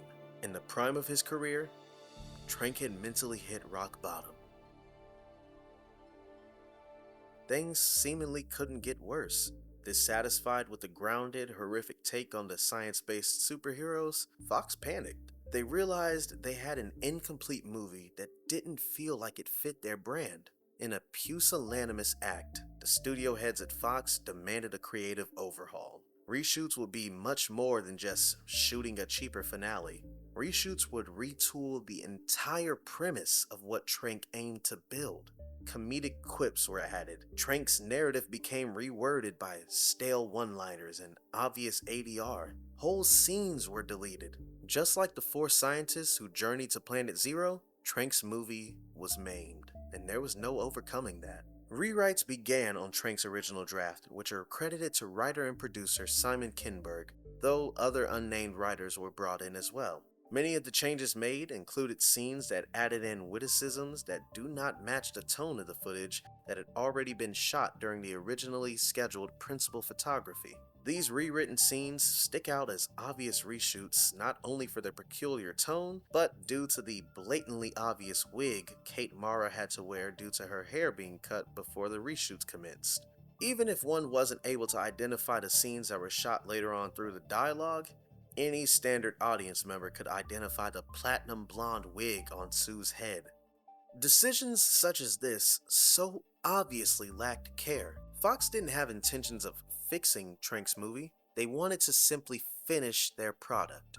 Trank didn't just roll over and die. He attempted his own rewrites, writing many pages for the studio that ended up going entirely ignored. Trank's scenes that had yet to be filmed were being actively transformed into a corporatized product, and scenes that had already been filmed were being fully removed, some seemingly deleted forever. With his words erased and his footage cut, Trank still fought hard to have a creative voice in the project. He spoke to the film's producers about the Directors Guild union rights. He had his director's rights and privileges afforded to him by his membership to the DGA violated by the producers at Fox. The studio acknowledged the violations, and this opened the door to renegotiations of the post-production process. This resulted in the agreement that Trank would be able to oversee his own edit of the film, while maintaining that Fox would continue pursuit of their own cut. Trank's version would then go up against Fox's in front of test audiences to determine what was the stronger film. In a head-to-head battle with Avatar and Pirates of the Caribbean editor Stephen Rivkin, Trank was unable to prevail. The opportunity to have full control over his own edit was meaningless, with so much of Trank's original scenes either cut due to budget, never filmed, or bastardized with other writers' input. Knowing he stood no chance at creating his own full product, the name of the game for him became playing nice to the people who now had power, in the hopes they would incorporate his ideas. Even though his name is on the poster, the movie no longer belonged to him. During reshoots, producers Simon Kinberg and Hutch Parker were the real ones in charge. Trank would later describe this experience as being creatively castrated. And you're basically watching producers blocking out scenes, and then because they know you're being nice, they'll sort of be nice to you by saying, well, does that sound good? I was resigned to walking into an already moving machine. There's not much I could do about it. My compliance and compromise towards what was going on was too little, too late. I just didn't realize until too late into the game that the best way for me to get what I wanted was to negotiate, which was the tactic I had never used before that point. It wasn't so much I'm looking around going like, this is horseshit. I was just like, God, I really fucked up, man. I felt like shit. Most of my memories of being on the sound stages where we were reshooting are standing by the catering table and just eating pastries, just being really numb. Reshoots concluded in January 2015, just 7 months before the film's theatrical release. Besides the leaked image of the practical thing maquette, there had been very little press for the picture. No one really knew what this movie would look like or what to expect. There wasn't even a poster made public.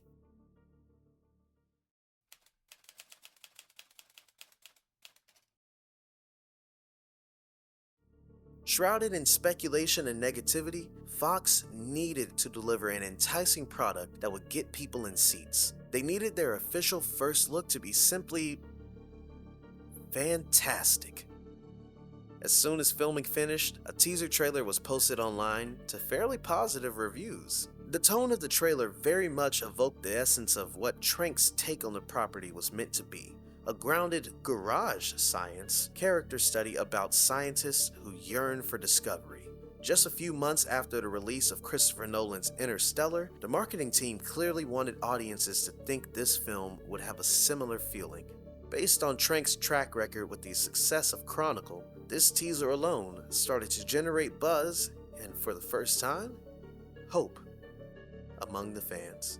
But this trailer has given me some hope. It is filmed and shot beautifully. This is a gorgeous looking movie already. And if the tone on display in the trailer is equal to the tone we're gonna get in the film, then we are most definitely not getting a comedy heavy spoof movie like the other two. I mean, hopefully this is gonna be the Batman Begins for the Fantastic Four. I liked it. It's fresh, it's different, it's not every other superhero movie we've been seeing, and so far I like all the characters and I like what Josh Trank is doing, and I'm ready for some changes to be made to the Fantastic Four to pull them forward and make them competitive once again in the superhero market. This has the core idea of what the Fantastic Four is. They're monsters, they're creatures.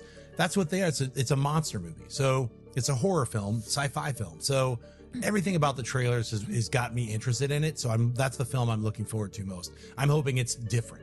Besides the positive reception, many were quick to criticize a curious branding decision by Fox. Rather than the classic number 4 being centered in a circle, it was boxed in the middle of a square, alongside the fact that the 4 had become a part of the movie's title itself as a numeronym. Though the studio deemed the movie Fantastic Four, many fans, from those online to casual movie-going audiences, referred to the movie as Fant-Four-Stick.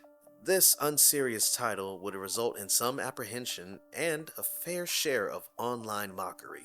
Something else strange about the first teaser trailer is that a large number of the shots displayed in it did not make it in the final cut of the film. It's theorized that this is the case due to the fact that the reshoots had just been freshly completed and were not yet ready to be shown to the public. This teaser trailer delivers the closest glimpse to what Josh Trank's original vision really would have looked like. Eventually, another trailer would be released, showcasing a small amount of the reshot footage alongside even more footage from Trank's version that would also never reach the theatrical cut. This included a seemingly high-budget action sequence involving the Thing airdropping into enemy territory out of a helicarrier. Even the moments that worked most as the selling points for the film would end up being left on the cutting room floor. Besides a few trailers and TV spots, the marketing for the movie was almost non-apparent. The studio didn't attempt to market to children, there wasn't a line of action figures released or clothes in any stores, and if you didn't watch TV or go to the theater often, you may not have even known the film was coming out.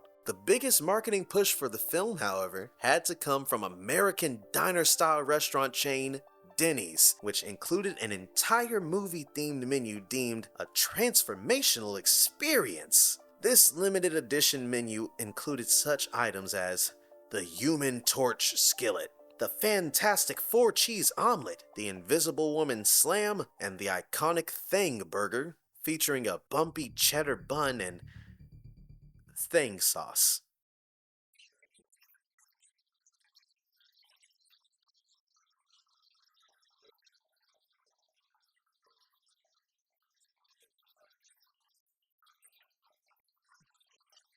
The menu also had smaller items like the Dr. Doom Lava Cake, the Fantastic Four Fruit Smoothie, and the Strawberry Pancake Puppies. In the 2015 era of movie marketing, brand titans of the industry such as Star Wars: The Force Awakens and Jurassic World soared. You could have never watched a Star Wars or Jurassic Park movie in your life, but you couldn't help but be aware of the event being made out of these theatrical releases. Warner Brothers and Marvel followed suit with their majorly marketed and highly anticipated superhero crossover films Batman vs. Superman: Dawn of Justice and Captain America: Civil War.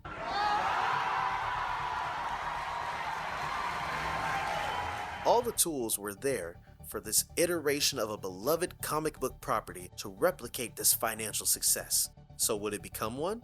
The most important question at the end of the day was, would fans show up to see this movie? And what, or whose, movie would they end up paying money to see?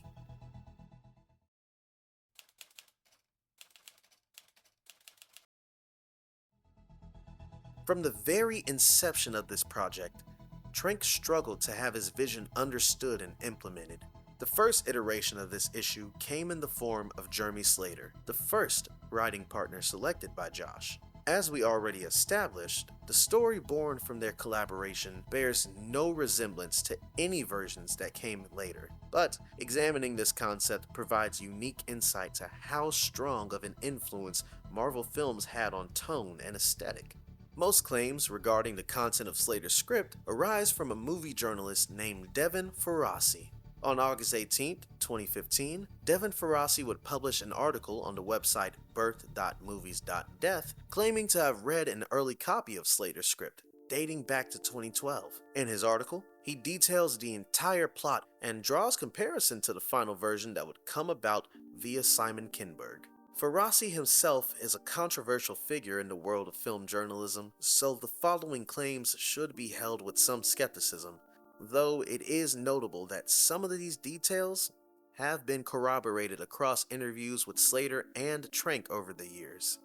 Reed and Ben's friendship was always going to be the anchor point of this story, though more emphasis was placed on Ben being Reed's protector. Faraci states that the through line of Ben being the muscle is a component of Reed's decision to bring Ben on their interdimensional excursion. Similar to Trank, Slater was looking to adapt many key elements from the Ultimate Comics version of the team.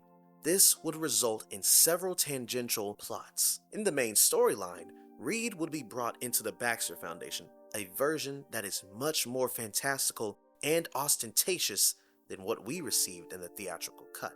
Slater describes his take on it as a Hogwarts for nerds, a school filled with young geniuses zipping around on prototype hoverboards and experimenting with anti-gravity and teleportation and artificial life forms. At this school, Reed would befriend a young Latvian student, Victor, who would end up becoming a bad role model for Reed, whilst getting between his friendship with Ben. Victor would also be using his influence over Reed to glean information regarding his research, which he then relayed back to his home country. Secondary to Reed and Victor's plotline is Dr. Elder and Sue Storm, who are working together at the Baxter Foundation to create a new life form known as a moloid.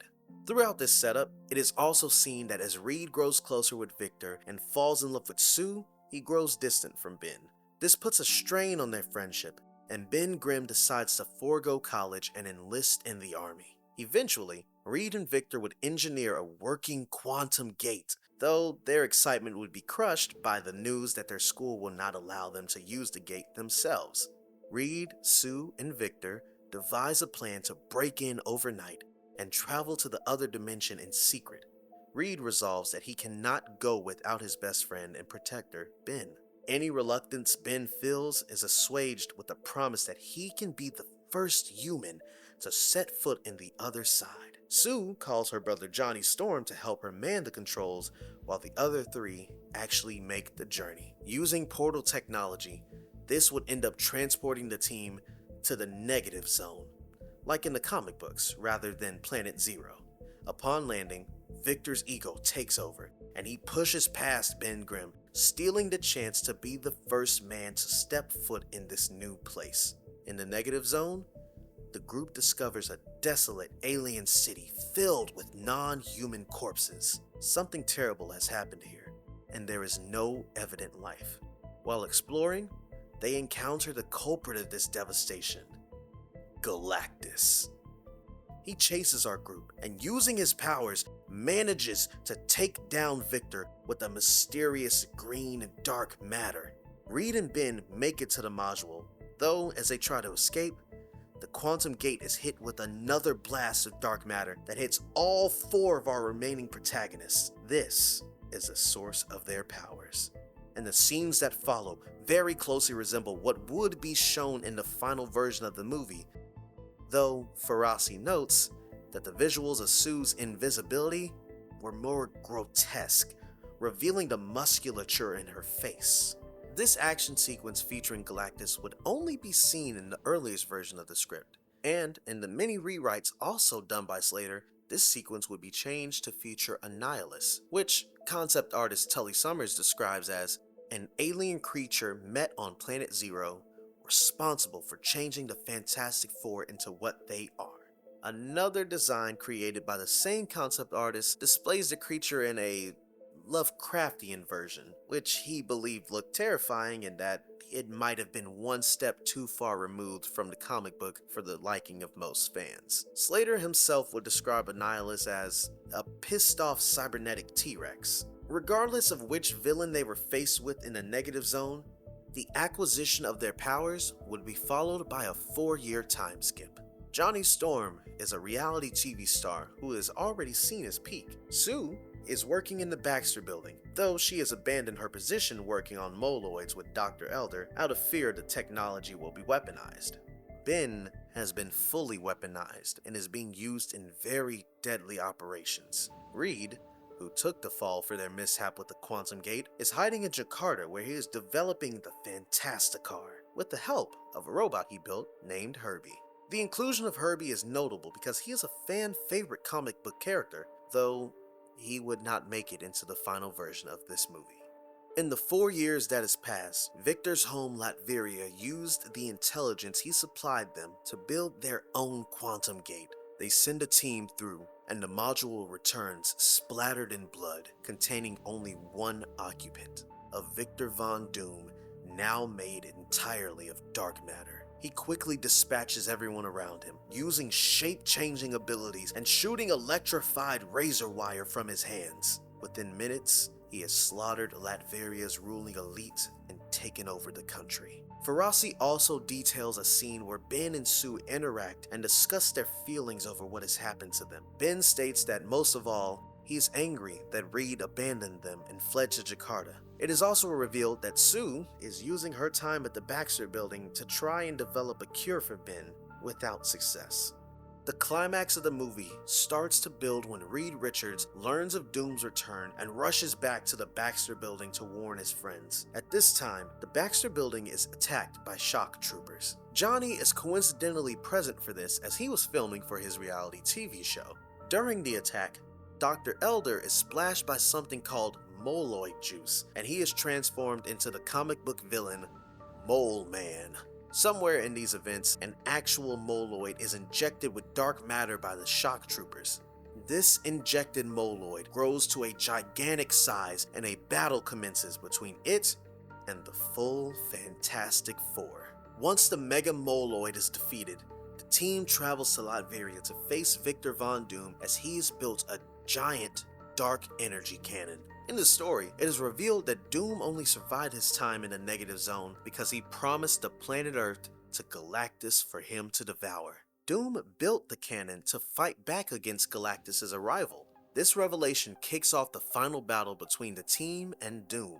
They realize that the Doom they are facing in Latveria is actually just a Doom bot being puppeteered by the real Victor who is still located in the negative zone. Using this knowledge, the Fantastic Four are able to use their powers to seal Doom away in the negative zone and sever his current connection to Earth. A sequel is then set up when the team alerts the government that Galactus is still on his way to Earth and the world needs to be prepared. Ferrasi claims the script he had access to was 121 pages long, though it contains enough content to fill a much larger script.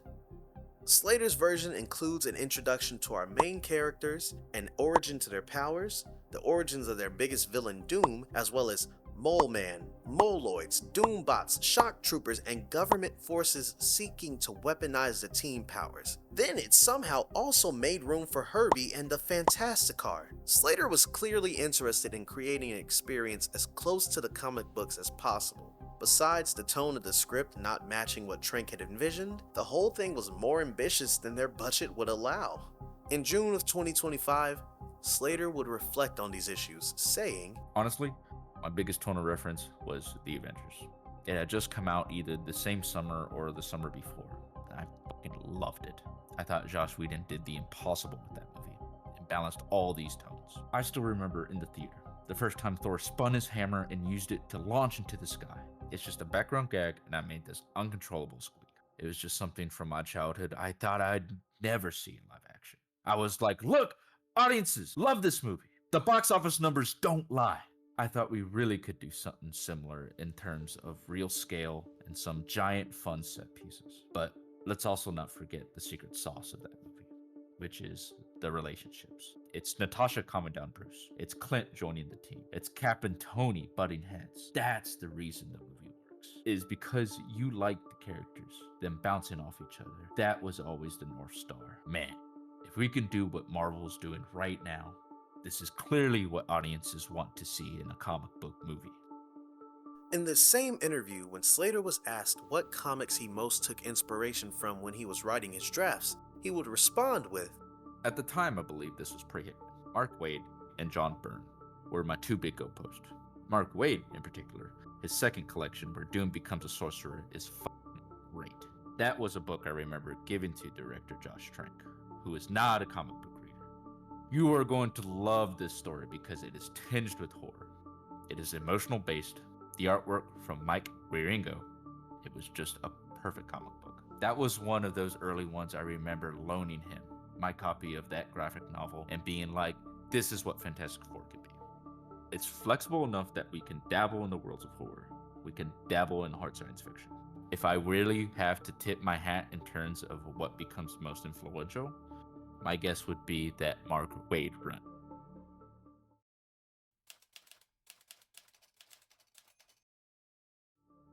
While Slater found influence from Mark Waid and the current Marvel films, Josh Trank primarily drew his source material from the Ultimate Comics timeline. This was an alternate timeline of Marvel Comics which was created to enable new readers to jump in without having to understand the already ongoing convoluted history and strict canon.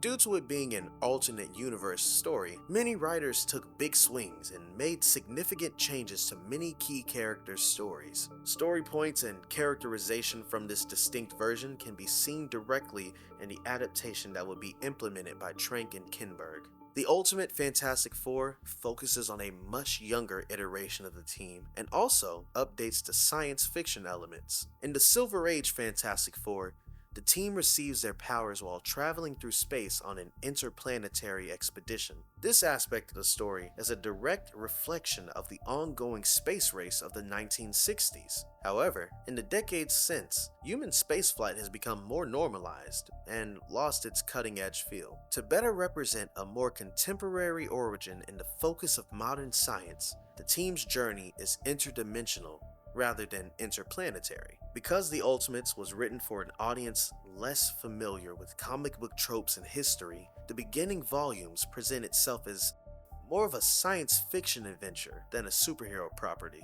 The Fantastic Four name and logo doesn't even appear until volume 5. There is a true attempt to explain the science behind what happens to the Four and how their powers really work. This often blends the genres of adventure, science fiction, and horror.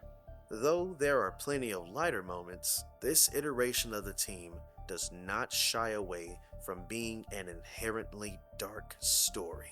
The crux of this lies within the lead protagonist, Reed Richards, who grew up in an abusive household. In the final issue, Fantastic Four: Requiem, the group ultimately breaks apart for good. Ben joins S.H.I.E.L.D., Johnny moves out of the country, and Reed moves back home to live with his dysfunctional parents because Sue declines his hand in marriage after he proposes to her at the funeral of her own father. What? Sue and Ben then go on to develop a romantic relationship of their own, bonded by their grief for the old Reed. Many comic book fans look at the Ultimates as an origin story rather than a straight-up adaptation of the team, that origin being of a villain. After coming full circle to being alone again in his childhood home, Reed Richards snaps. Once the protagonist of his own series, he has now become one of the biggest antagonists in the entire Ultimate timeline.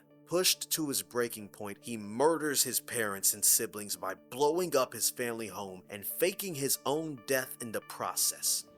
After finding out the truth of what Reed had done, the remaining members of the team take action alongside the Ultimate Timeline's most prestigious heroes to apprehend Reed. In the process, Johnny Storm scorches the face of his former brother, leaving him permanently scarred. From this moment on, Reed would deem himself the Maker. While it isn't known if the intent was to follow all the way through with this dark ending for the team, the inspiration that Ultimates had on Trank is very evident in the script he developed with Simon Kinberg.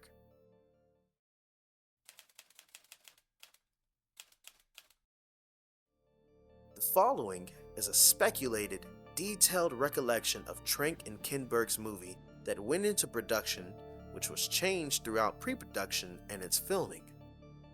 If the studio hadn't completely taken over the project, this is what that movie would have presumably looked like. The movie opens with a young brainy kid, Reed Richards, in class on career day. He tells his class he wants to be the first human to ever teleport. His teacher teases him, asking about his teleportation device. He suggests, "Is it next to your flying car?" Reed responds, "I'm not working on that anymore." This seemingly referential joke would actually end up being relevant in the original draft. Ben Grimm, the strong, silent type, takes an interest in Reed after passing by his notebook full of schematics. That night, Ben mills around his family's salvage yard. He's confronted by his older brother Jimmy for not finishing his work in the yard. After calling him an idiot, Jimmy trails his little brother into their home, unceremoniously using the iconic catchphrase, "Clobbering time." Come here, what'd you think? Before physically abusing his younger brother. Mrs. Grimm continues the generational cycle of abuse by putting her hands on Jimmy in retaliation to how he treated Ben. After hearing noise in the yard, Ben grabs his trusty bat to investigate, where he finds Reed hiding inside a junked car. Reed tells Ben that he is just looking for a power converter, But I was going into Toshi Station to pick up some power converters. and that he's building something. After Reed offers to show Ben his teleportation device, he agrees to give him a power source from the yard. The two boys haul the piece of machinery by hand all the way to the Richards residence. This entire setup evokes the garage science from the films of Trank's childhood, such as Joe Dante's Explorers.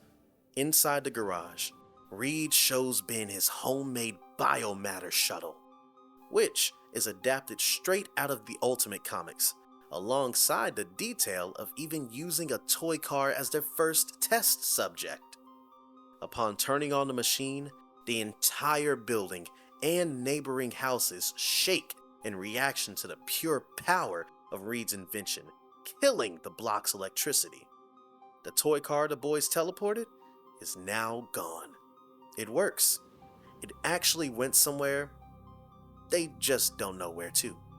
A large time jump of 7 years occurs. The children we just knew are now fully grown men, playing 17-year-olds.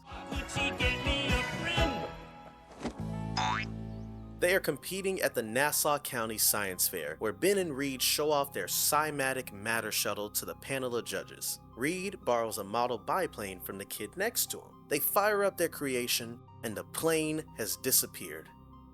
However, a glitch commences, sending a sound wave across the court, breaking the glass backboard of the Oyster Bay High School gymnasium. However, the model plane has returned, but now weathered down, covered with sand and a damaged wing. The destruction of the public property results in Ben and Reed being disqualified from the science fair. The two boys are then approached by Dr. Franklin Storm and his daughter, Sue Storm. They admire their work, shocking Reed with the news that not only were they sending items to another location, but they had cracked interdimensional travel. Dr. Storm offers Reed a full scholarship to the Baxter Foundation. In an interview from comicbook.com with Jamie Bell, Kate Mara, and Michael B. Jordan, they spoke about two key scenes that add tremendous depth to their characters. The first scene they described took place at the Richards household. Dr. Storm talks to Reed's parents about how talented their son is. Reed's parents don't understand the level of intelligence their son has. This would have demonstrated the troubled relationship that Reed has with his parents, similar to Reed's darker origins in The Ultimates.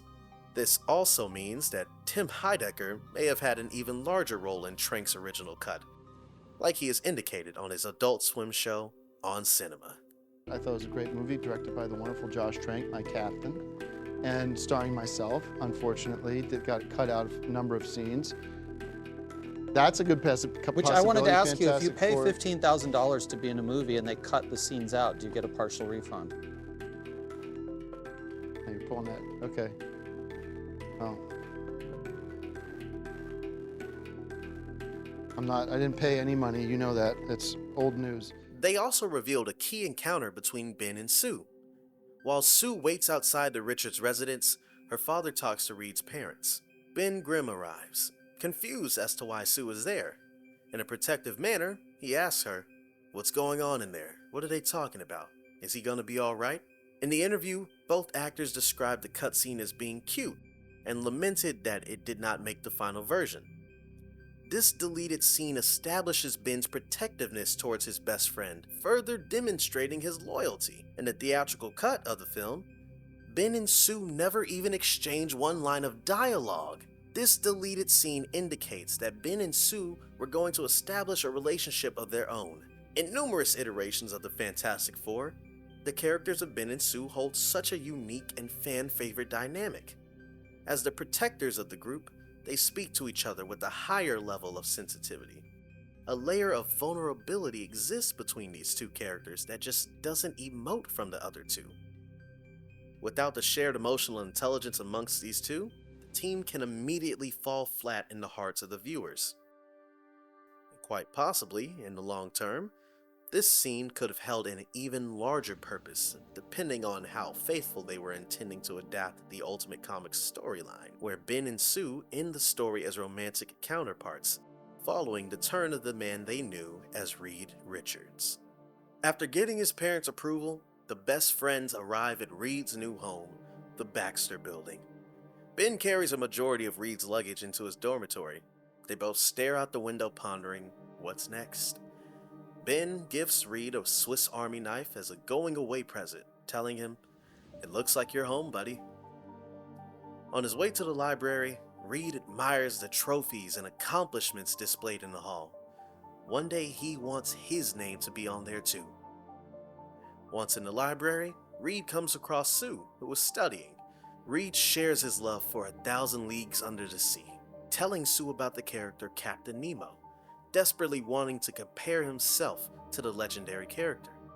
Sue's already read the book, so he stops talking about it. Reed then asks if she likes music upon her popping her earbud back into her ear.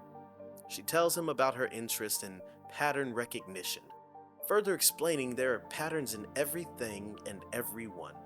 She clocks Reed's pattern, calling him and everybody else predictable. I just want my work to make a difference. Well, here you are, Captain Nemo. Go for it. In a deleted scene, we are introduced to Johnny Storm, doing what he loves most, working on the engine of his 1988 Toyota MR2. At the Pentagon, Dr. Franklin Storm meets with Dr. Harvey Elder, not Allen, like it is in the theatrical cut. Though it seems like an innocuous change, the name Elder is directly attached to the first Fantastic Four antagonist, the Mole Man. Trank initially wanted the Mole Man in his story because he found that he related to him more so than any other member of the Fantastic Four Rogues Gallery. Harvey Elder's comic-accurate Mole Man is entirely different from the suit-wearing chairman of the board for the Baxter Foundation. It would seem as if remnants of the Slater Trank drafts of the script kept the inclusion of this silver-aged villain all the way up to when filming commenced. This is believed due to the fact that in Tim Blake Nelson's behind-the-scenes interview, he refers to himself as Dr. Harvey Elder, not Allen. Harvey Elder is the chairman of the board of the Baxter Corporation. At the time of his casting, headlines announced him as playing Mole Man. though an article from Worst Previews would claim that the transformation from Dr. Elder to Mole Man was being saved for a sequel film. This decision most likely came after Slater's script was cast aside. At some point, that plan for a sequel must also have been discarded, and Elder's name was changed to Alan to avoid confusion with fans. Back in the scene, Dr. Storm argues that interdimensional travel is a chance to revitalize our planet and maybe even save it. Harvey is concerned with the fact that Victor Domashev, not Von Doom, as stated earlier, is attached to the scientific project. Elder argues that he deserves to be in jail, while Storm defends the young man by saying he deserves another chance. It is unclear why Elder believes Domashev deserves to be in jail. Perhaps this is a remnant from Trank's script where Domashev has a more clearly defined past and only this line made the final cut. Two characters who are both antagonists having their own issues presents a compelling narrative opportunity that isn't touched upon enough in the grand storyline. Dr. Franklin Storm visits Victor Domashev in his isolated office, a computer lair. We learn that Victor had been trying to figure out interdimensional travel already, but Reed beat him to it. Dr. Franklin Storm tells him, "That's what happens when you drop out of the world. Other people finish what you started." But just before Dr. Storm's exit, Victor asks, "Sue gonna be there?" This scene not only sets up the mentor-student relationship between Dr. Storm and Victor, but teases something even deeper between Domashev and Sue. The film could be hinting at a past romantic entanglement or even one-sided feelings from Victor. From the first ever promotional image released of Jamie Bell in the movie, we know that Ben rides his bike to baseball practice. And in the first teaser trailer, Ben can be seen at the home plate of his high school baseball field. As he steps up to bat, he clobbers a home run. Neither of these aspects will make it into the final product, though they add to Ben's characterization. In the Baxter Foundation test facility, Sue lectures Reed about how unsafe he made his cymatic matter shuttle, demonstrating her maternal attitude. Sue also mentions she has been in charge of making the environment suits for those who are traveling to the other dimension. Victor arrives at the research facility, and his immediate interaction with Sue hints again at a complicated past without further explanation. In his car, Johnny declines a call from his father, Franklin Storm. On his mark for a street race, Johnny has a faulty start, but manages to get into first place by bobbing, weaving, and accelerating through oncoming traffic. But his lead comes to an abrupt halt when his car flames out, sending him spiraling into a streetlight, totaling his vehicle. Franklin escorts his son out of Judith Trank Memorial Hospital. Johnny lies to his dad about the car accident. The ground was wet and a hydroplane. Funny, I don't seem to remember any rain today. You're probably too busy to notice. Dr. Storm tells Johnny that if he wants his car back, he'll have to work for his father. Johnny agrees, but with one condition. I'm not wearing a lab coat. Now, with our team in the same place, with the exception of Ben Grimm, we get a montage depicting them working in the lab, assembling rapport simultaneously with the quantum gate. Notable in the montage is some friction between Sue and Johnny regarding his lack of desire to be in the lab at all. Ben Grimm walks his bike into his family's salvage yard. He takes out his earphones and is hit with reality. He's still here, surrounded by junk. From a deleted scene that was shown in the trailer, he takes out some steam by hitting a baseball into the yard, slamming it into the neon Grimm business sign. He's quick to check his phone after receiving a message from his best friend Reed. Ben can't help but have a smile on his face. He's a proud friend. Sue and Reed discuss the topic of adoption. Did he adopt you? Mm-hmm. Yeah, I know what that's like. You were adopted? No, I just wish that I was. Why? I don't know, we don't really understand each other. Where were you born? Kosovo. Harvey Elder arrives to see the new technology in action. They test the quantum gate by sending a chimpanzee into the contraption. The machine works, disappearing in a blue ball of energy, this confirmation from a video signal which gives an even further glance at Planet Zero. That place could explain the origin of our species, the evolution of our planet, answers to questions we don't even know to ask yet. The test subject comes home with good vitals, deeming the planet okay to explore. Harvey excitedly tells them that NASA astronauts will be the ones to travel through the quantum gate. Reed asks if they can go, but he gets shut down. Victor pushes back against Harvey, implying he has an agenda. Discouraged, Victor suggests the guys share a drink.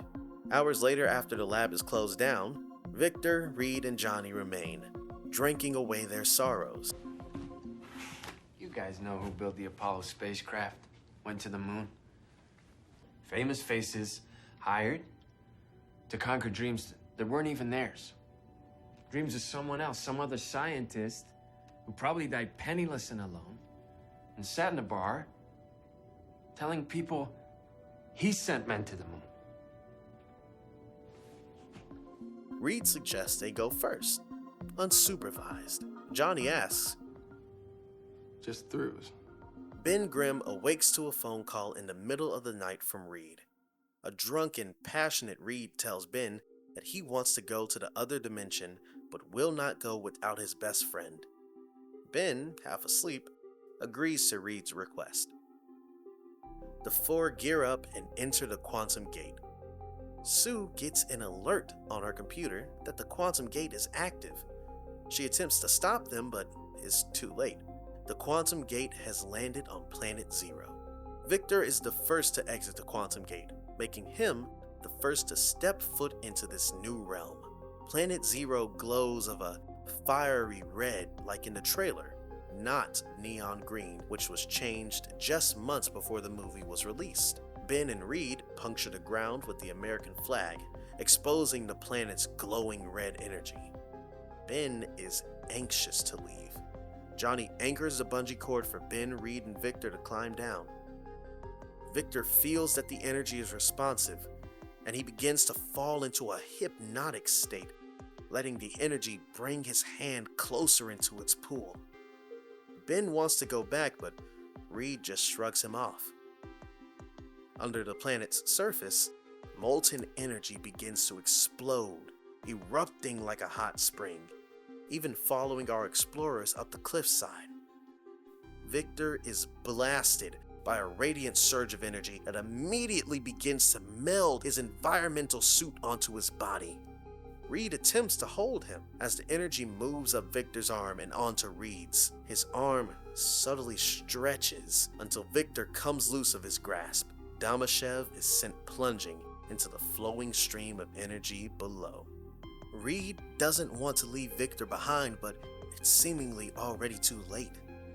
Ben urges Reed to keep moving. The three remaining men dash into the quantum gate, preparing for an exit, but Reed is unable to figure out how to send them back. A flurry of rocks are hurled into Ben's open compartment, pelting him relentlessly into an amalgamation. A burst of flame launches through the glass window of Johnny's pod, burning him alive within his chamber. Sue manages to override the system, sending the boys back, but not without consequence. The blue burst of energy from the arrival of the quantum gate knocks Sue, sending her flying through the air. Upon landing, she begins to fade in and out of visibility. Reed wakes up back at the lab in a completely disoriented state. He wakes up on the floor after the quantum gate is crashed upon re-entry. He calls out for his best friend. Johnny's body lays still, burning in an inferno. Reed figures out that he is stuck underneath a piece of shrapnel too big for him to lift. Ben's cries for his best friend Reed can be heard across the room. This is enough to convince Reed to attempt to crawl to him. Reed crawls to a pile of rocks that moves ever so slightly every time Ben speaks.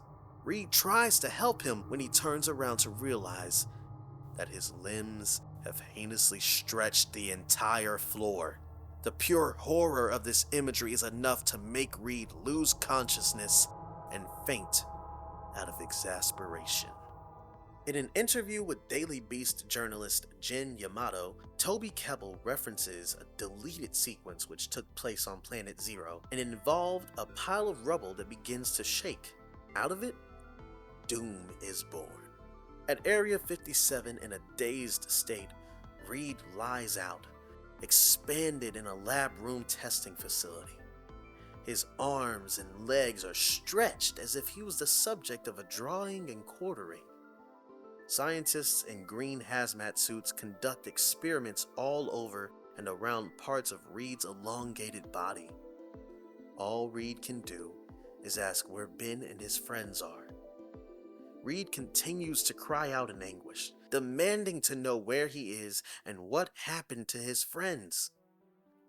Franklin Storm demands to know if his children are alive. He is brought to each of their containment units. Sue lays on an examination table, shifting in and out of the physical spectrum. If you look very closely, you can see the muscle tissue vaguely, which is in line with the horrific perspective Trank wanted to have with the power of invisibility. In another room, Johnny burns at an extreme rate.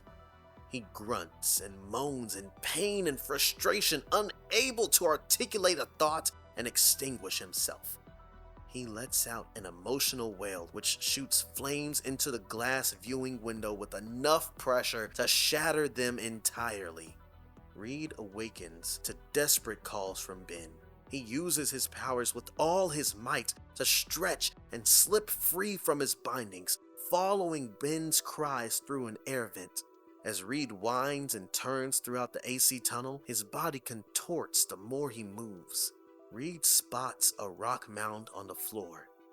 Ben's cries emulate from within. The pile of rocks begins to move just enough to where a head and eyes can be seen. It's Ben. Somewhere in that pile, Ben, scared and confused, asks Reed, "What happened to me?" Reed tells him that he is going to figure this out. He escapes the facility, running into the night. Harvey enters Ben's holding cell. Ben hides in the corner in homage to Chewbacca in Return of the Jedi. Harvey tells Ben, "We can help you, Ben. But you need to help us too." What do you want me to do? A one-year time skip occurs. A military jet flies over enemy territory, a Chechen rebel base. The thing drops out of the aircraft, landing onto an armored vehicle, exploding it in the middle of the camp. Pelted by a storm of gunfire, the thing continues to march forward. He is unyielding. On May 6, 2018, the account of stuntman Greg Schmertz uploaded unedited raw footage from this sequence that never made the theatrical cut of the film. The remaining Chechen rebels hear the destruction on the outside, and they prepare their defenses. On the other side of a brick wall, they ready their weapons to face the enemy. The thing erupts through the brick wall, sending the awaiting rebels flying into the air. Unaffected by their gunfire, he kicks a pickup truck into a fighter, sending him across the warehouse. The thing takes an onslaught of bullets from a Gatling gun point blank, in which he grabs the shooter out of the bed of the truck he's standing in and launches him 20 feet. When the mission ends, the thing says, "All clear." After every enemy has already been defeated, the US military arrives. One soldier exclaimed, "That thing is a monster." In Trank's cut, the entirety of this sequence would have been at night, but due to it being cut, then brought back before being cut again, the second unit team that filmed the sequence did so during the day. Harvey Elder informs the board members about the team's powers and Planet Zero. He pitches both as a problem solver for the US military. On a flight to Area 57, Johnny Storm impresses the higher-ups in an airplane by taking down a drone. Quickly after that, Johnny joins Sue while she is in the middle of training. He tells her, "We should use these powers to do something." They're not powers. They're aggressively abnormal physical conditions that we're gonna fix. Can you turn that off? And what if they can't? The original transition from this sequence to the next is unclear, but it can be assumed that Sue has been tasked with finding Reed's location. She works with the technical unit at Area 57, and the technician reports that Reed has kept himself well hidden, but was spotted looking for scrap metal and spare parts, as well as looking for Ben. Sue requests music, as it helps her think. A more confident and world-weary Reed drives a worn-out 1972 Chrysler New Yorker down a countryside road. Sue manages to find Reed's location through his email address of Captain Nemo, which is a callback to their previous conversation they had in the library at the Baxter Foundation. In the theatrical cut, the Thing is sent out to extract Reed Richards to Area 57. Accompanied with him are several armed guards that Reed fends off against before submitting to the arrival of his friend. However, a majority of the shots in this sequence that made the final cut appear to have a stand-in playing Reed from behind, or Miles Teller clearly composited in using a green screen. From behind-the-scenes footage, there is confirmation that Trank was on the set of Reed's safe house, and the following scene consists of Reed already captured inside an aircraft on the way to Area 57. So it is speculated that this was originally one of the 3 fight scenes that was cut due to budgetary reasons that John Campea previously mentioned, which was never entirely shot during production with the full cast and Trank at the helm. Considering Trank's previous work, he is a fan of having 2 friends with superpowers physically deal with their problems in hand-to-hand combat at epic proportions. So maybe this scene could have originally included more of the same. It is theorized that this was an angry Ben and an agile Reed battling each other, which would still ultimately end in Reed being captured by his best friend. The Thing rides in a cargo plane with an imprisoned Reed. You were my best friend. Look at me.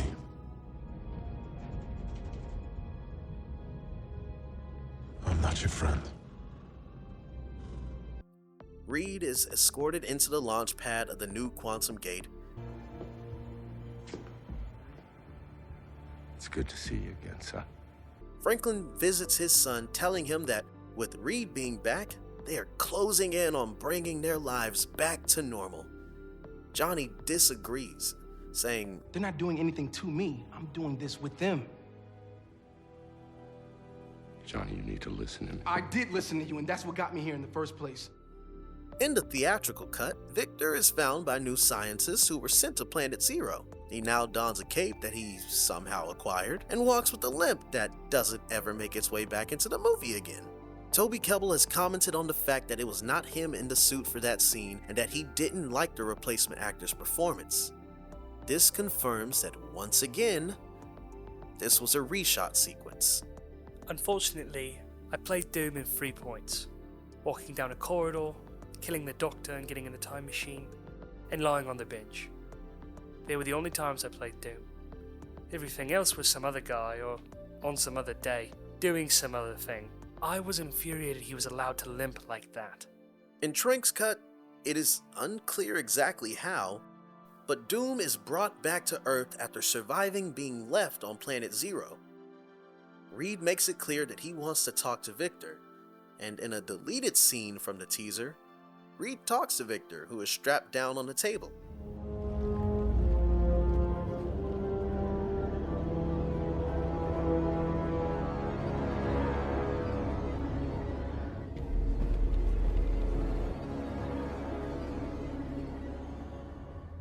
You want to know how I survived? That place kept me alive, gave me strength, power. You don't know anything about what's coming. What is coming? The end of your world. Harvey, in a hazmat suit, talks to Victor, who is strapped down to a table. Victor's environment suit has been fused into his body.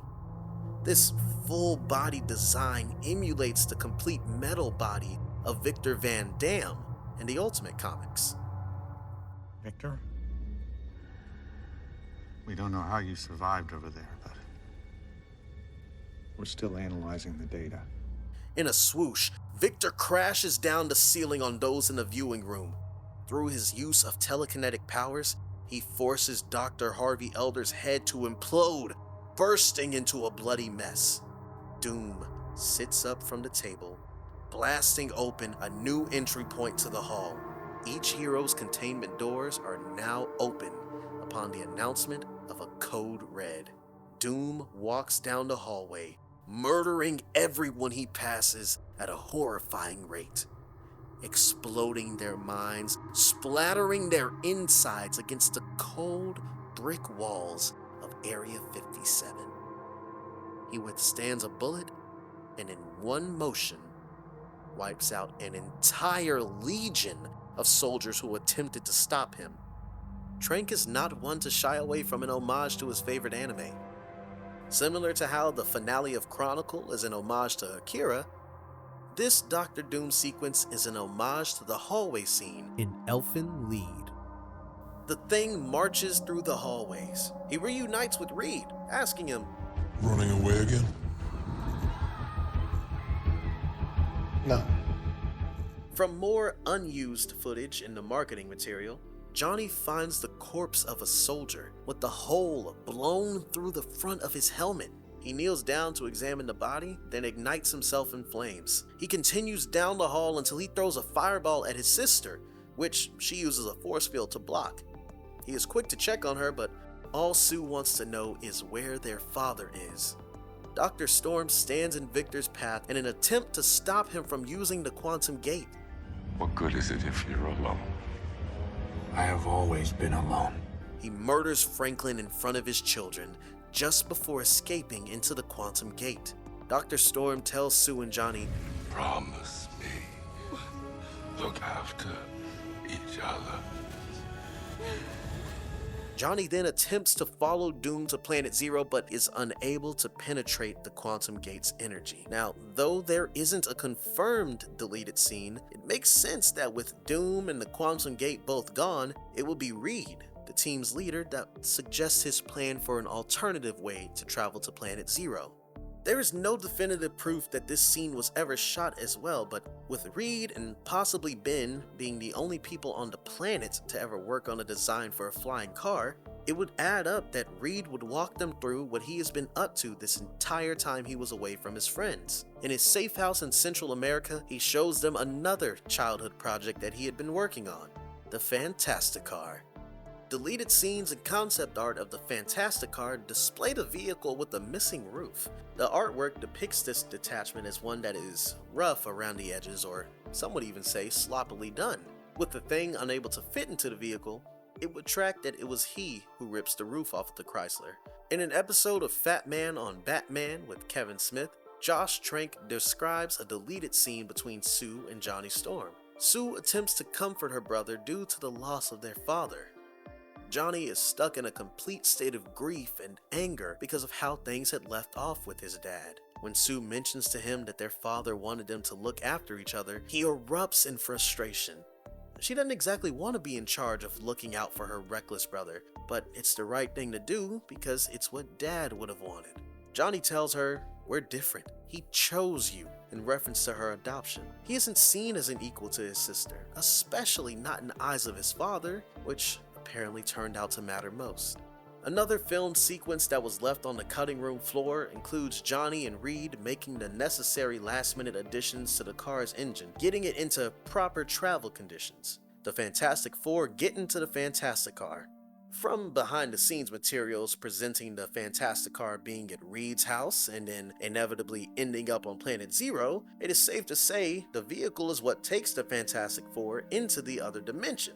It transports the four into Planet Zero in the bumpiest of rides, presumably ending in a crash landing on the planet's surface. A deleted scene shows the aftermath of the Fantastic Car crash, which sends Johnny and Sue out of the car entirely, but they're able to use their flight abilities to make the landings not as drastic.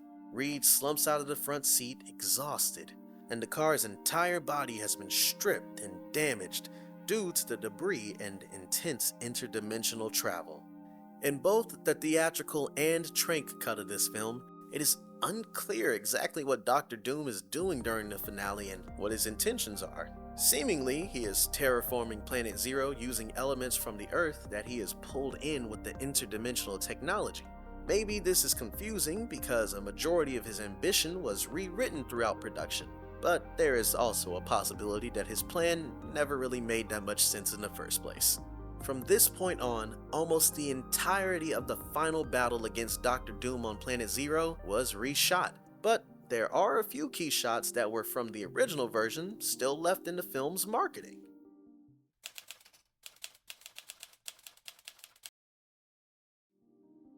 These include Reed reaching out his arm while laying out on the ground, the Thing punching Doom while he's on the ground, and Johnny and Sue flying together, both taking down Doom's obelisks that connect to his interdimensional beam of energy. From another removed scene that was filmed, the climax of the film would have included Johnny committing a nearly self-sacrificial task to defeat Doom.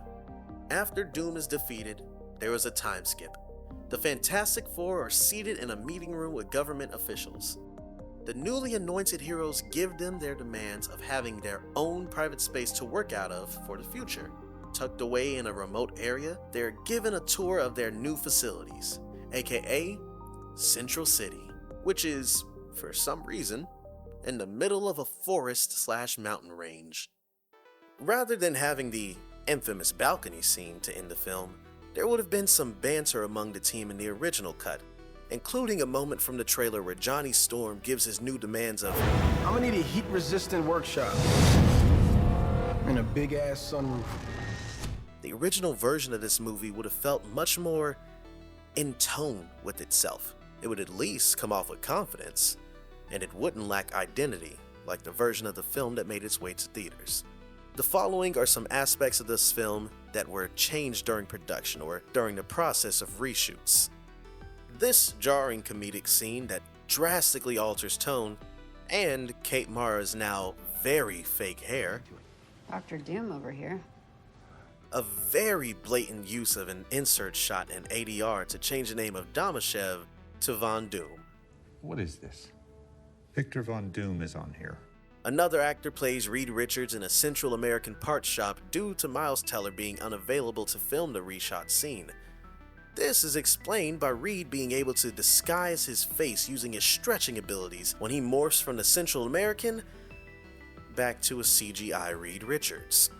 As mentioned earlier, the most talked about and pop culturally relevant scene from this entire movie actually stems from a reshoot, which includes a multitude of comedic quips, jabs, and one-liners that tonally have no place in this movie whatsoever. Many fans claim to be able to see the actors' displeasement on their faces during the scenes. The Human Torch and the Torchettes. No. Kidding me? Oh, brother, this guy stinks! On August 6th, 2015, the day before Fantastic Four's theatrical release, Josh Trank made an impulsive proclamation that would forever change the trajectory of his career. The tweet.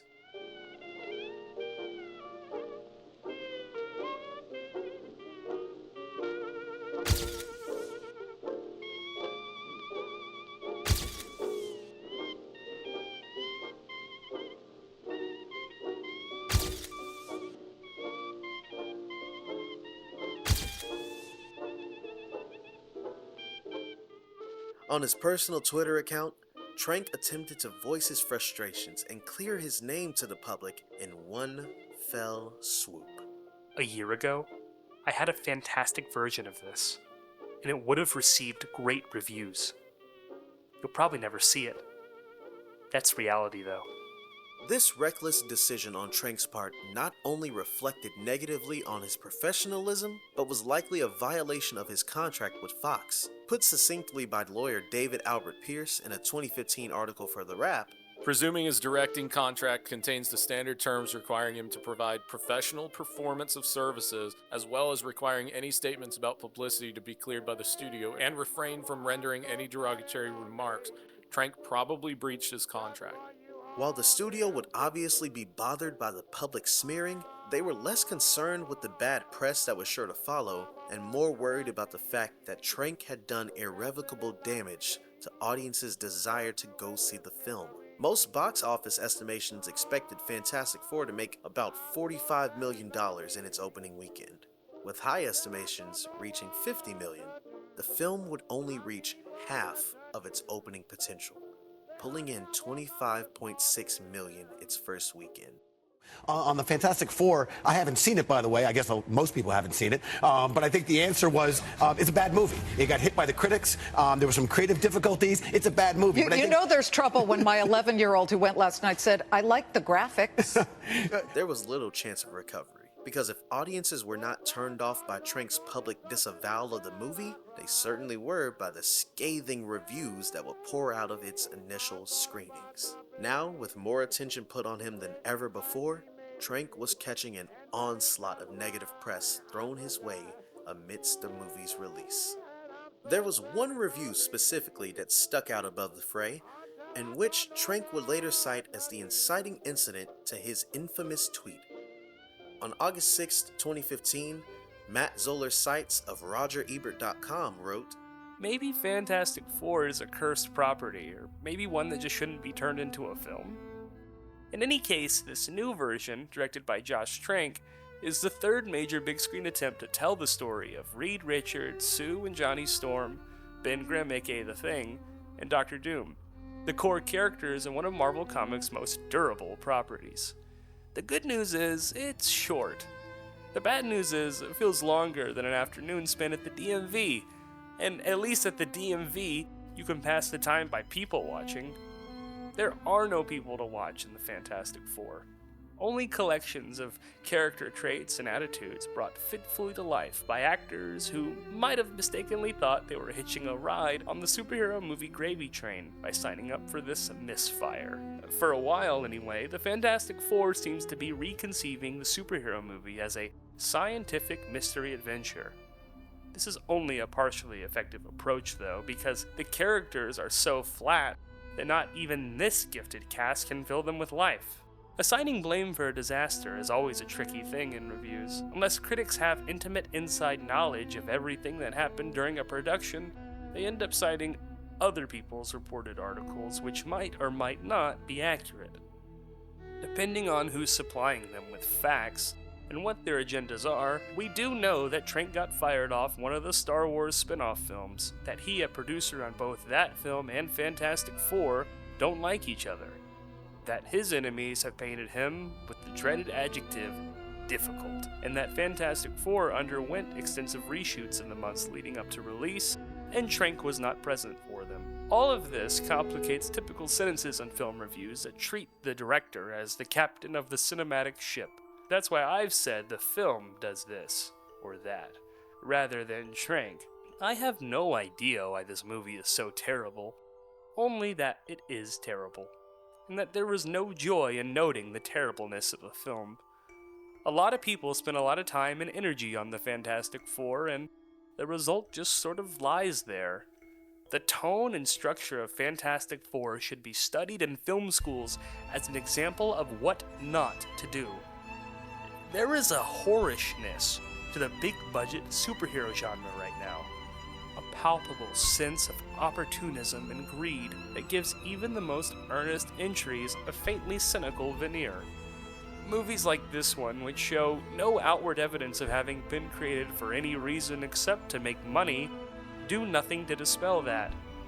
The Marvel factory is indeed a factory, stamping out resold intellectual property widgets with movie stars and the best visual effects that money can buy.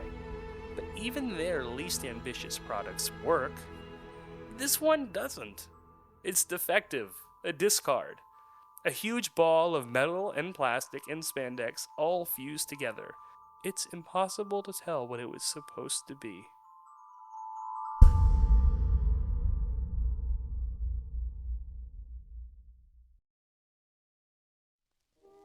The critical reception would not brighten over time. Overall ratings for the Fantastic Four 2015 have it placed among the worst superhero films ever made. It would go on to win Worst Picture, Worst Director, and Worst Remake of the Year at the 2016 Razzies. In another blow to Trank's public image, and a possible testament to how the extraneous cast and crew felt about their time on the project, a production assistant would take it upon themselves to attend the ceremony and accept the award for Worst Remake.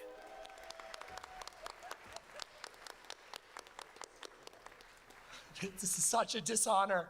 I was the post-production assistant on Fantastic Four, which makes me the highest ranking person who was still willing to take credit for it.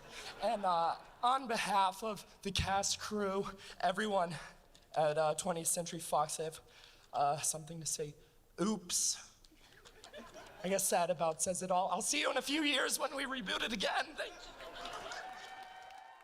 It wouldn't have hurt as much if a production assistant hadn't accepted the award on no one's behalf. The dude saw me chain smoking and probably heard me crying a few times. That's petty. Regardless of how fair Trank was treated by Fox throughout the production of Fantastic Four, Trank had proven to other higher-ups in the business that he was not willing to play ball. His rumored bad behavior on set and his outspoken defensiveness sentenced him to what many refer to as movie jail, as defined by Mia Galuppo in The Hollywood Reporter. Lose the studio a lot of money, and you don't get to do another studio feature for a while. If ever. In the attempt to clear his name, separating himself from the product that Fox amalgamated into theaters, he unknowingly gave the studio all they needed to bury him. The studio threw Trank under the bus entirely. Any and all blame was thrown at the young filmmaker, the largest being the total box office outcome, which many markets believe had everything to do with Trank's online actions. Chris Aronson, Fox's head of domestic distribution, described the fallout from the tweet and the overwhelmingly negative reviews as having never seen a confluence of events impact the opening of a movie so swiftly. Trank was already feeling the consequences of his on-set behavior and inability to deliver a studio-pleasing product when he lost his place on Star Wars. But what could have been a minor career setback spiraled into him being blacklisted. He was exiled from Hollywood's most prestigious ranks for one fact alone: his ripping through teams of writers and editors, his reportedly abusive behavior towards actors, his alleged use of drugs and alcohol on set, and his rumored trashing of the rental property could have all been forgiven and swept under the rug. But he hurt the studio's bottom line and guaranteed that the Fantastic Four 2015 would not be profitable. And in the executive's eyes, money is God. Public subterfuge that would knowingly turn the audience from buying tickets is the one sin that cannot be absolved. And so, Trank was cast out. His struggles and misdeeds were aired out like dirty laundry, and any connections Trank had were publicly severed. In February 2012, a 27-year-old Josh Trank had broken the record of Steven Spielberg when his film Chronicle debuted at #1 at the box office. Trank was officially the youngest director to ever achieve such a placement. Based on this sentiment, and the pure sense of spectacle displayed in his directorial debut, Trank's name had been thrown into the hat of being deemed the next Spielberg, just like other fellow contentious directors in M. Night Shyamalan and J.J. Abrams. This meant everything to Trank because he had every intention of being seen in this light. If I didn't get my first movie by the time I was 27, I would quit. And the reason I picked 27 is because that's when Spielberg started working on Jaws. I felt like if I couldn't get it at that age, then I'd probably be really depressed or something and then move on. In an interview with Kim Masters at The Hollywood Reporter, Masters blatantly asked both Steven Spielberg and Kathleen Kennedy, the head of Lucasfilm, when you look at young directors, how do you know you're not hiring another Josh Trank? Spielberg, confused, responded shortly with, "Who is that?" The prophetic future of Trank's legacy fell as quickly as he flew, far before he could ever even reach the sun. The once desired filmmaker was now no longer welcome back to any of the studios who used to fight so hard between each other to have him.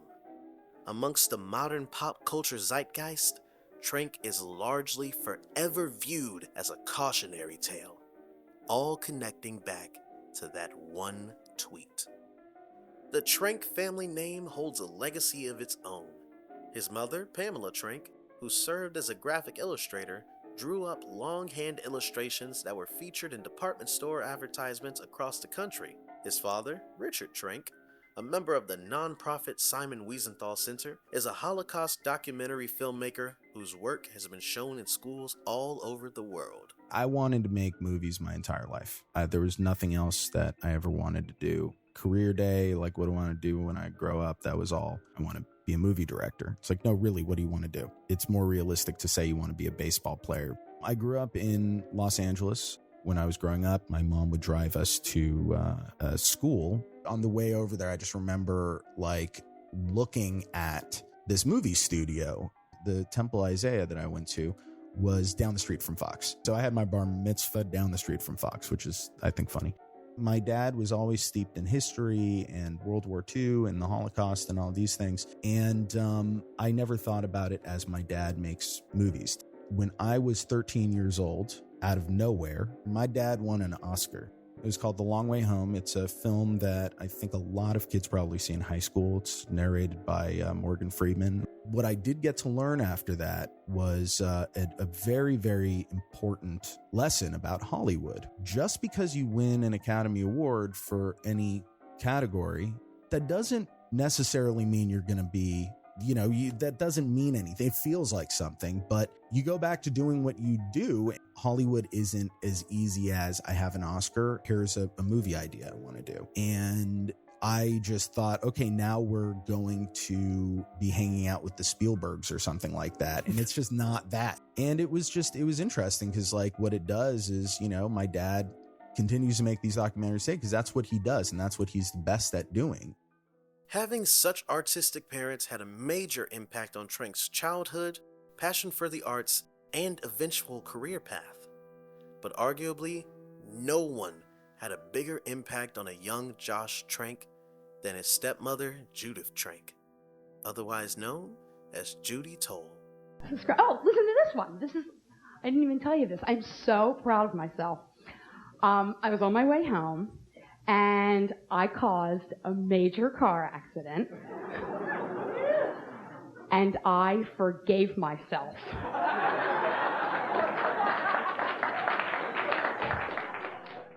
My dad, I think he was probably one of the first guys to ever use J-Date. My dad has some news for my sister and I, and that he's very seriously dating this woman, and she's a comedian. The idea of a comedian just sounded ridiculous, and I was like, oh, comedian. I was just like, everything was lame, negative. And we meet her, and her name was Judy Toll, and she changed my life forever. She became my stepmom, and somebody who, in my coming of age, truly helped me more than anybody really come out of my shell.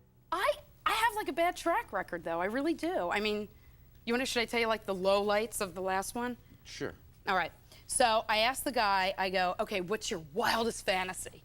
He says, it's you and me, because he talked like this with this lip thing, it's really sexy. It's you and me in bed with another woman. I was like, okay, great, thanks, it's really flattering. And then he goes, what's yours? And I go, well, it's you getting a job. But,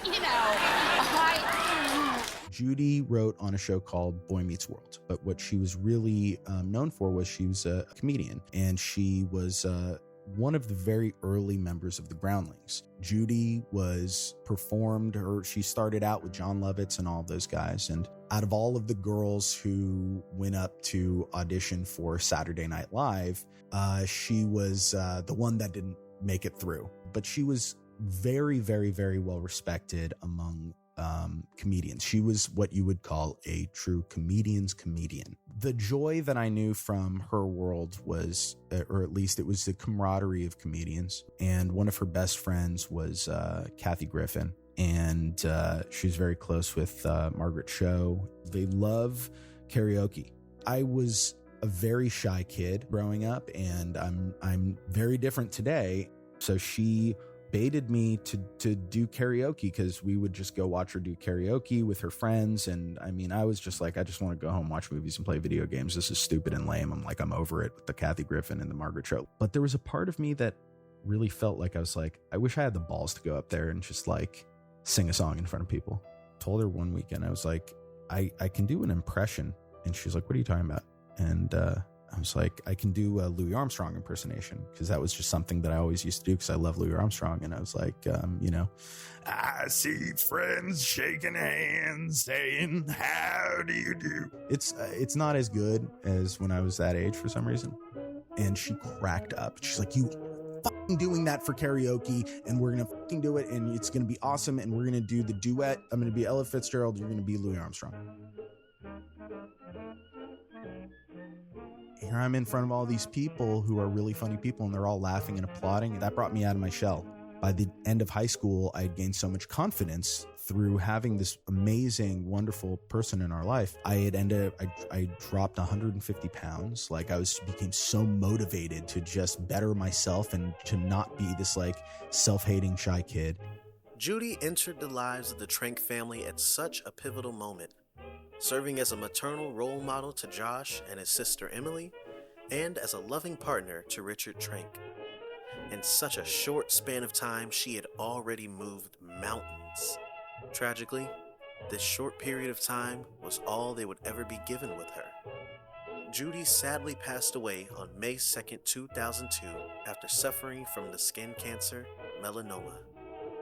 She was in our lives for just about maybe 4 years. In those 4 years, obviously for me, between 14 and 18, those are the most important years of your life and your coming of age. She's in my head every single day. She's here with me. I truly do believe that, like, the spiritual presence, because I believe she's watching after me. In terms of, can you do this for a living? Because what we do for a living it's make-believe. It's childlike.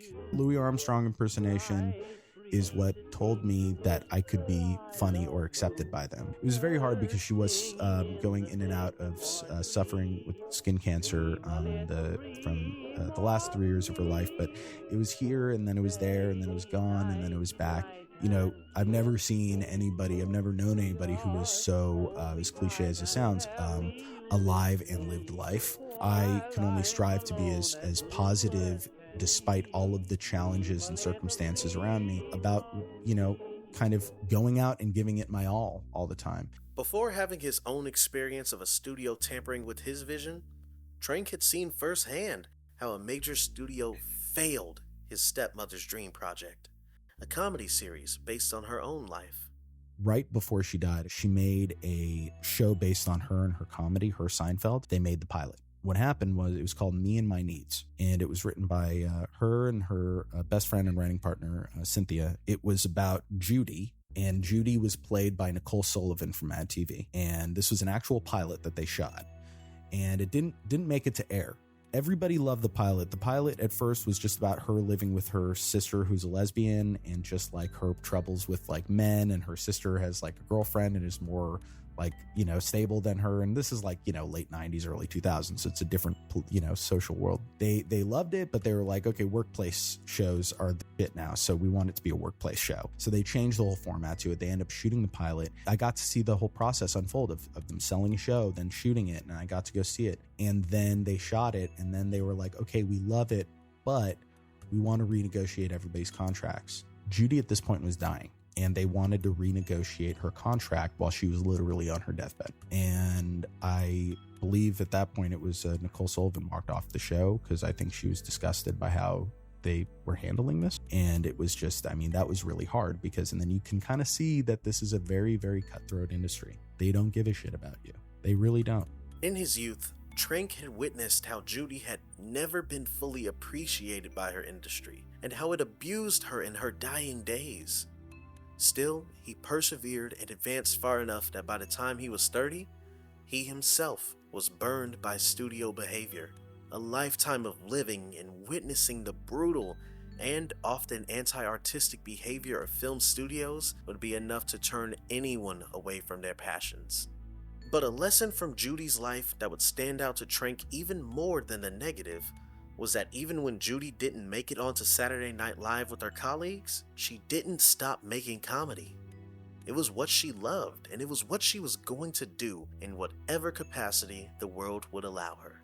Trank realized that being kept back from writing and directing blockbuster hits and legacy properties did not have to be a lifelong sentence from the art of filmmaking. He had seen with his father's Oscar win that success could be fleeting anyway, and the real reward was getting to make movies as your life's work. Besides the need for a creative outlet, Trank also needed income. He was at a crossroads where he either resumed writing and directing projects he was passionate about, or he made plans to exit the industry to spend his days making other people's projects.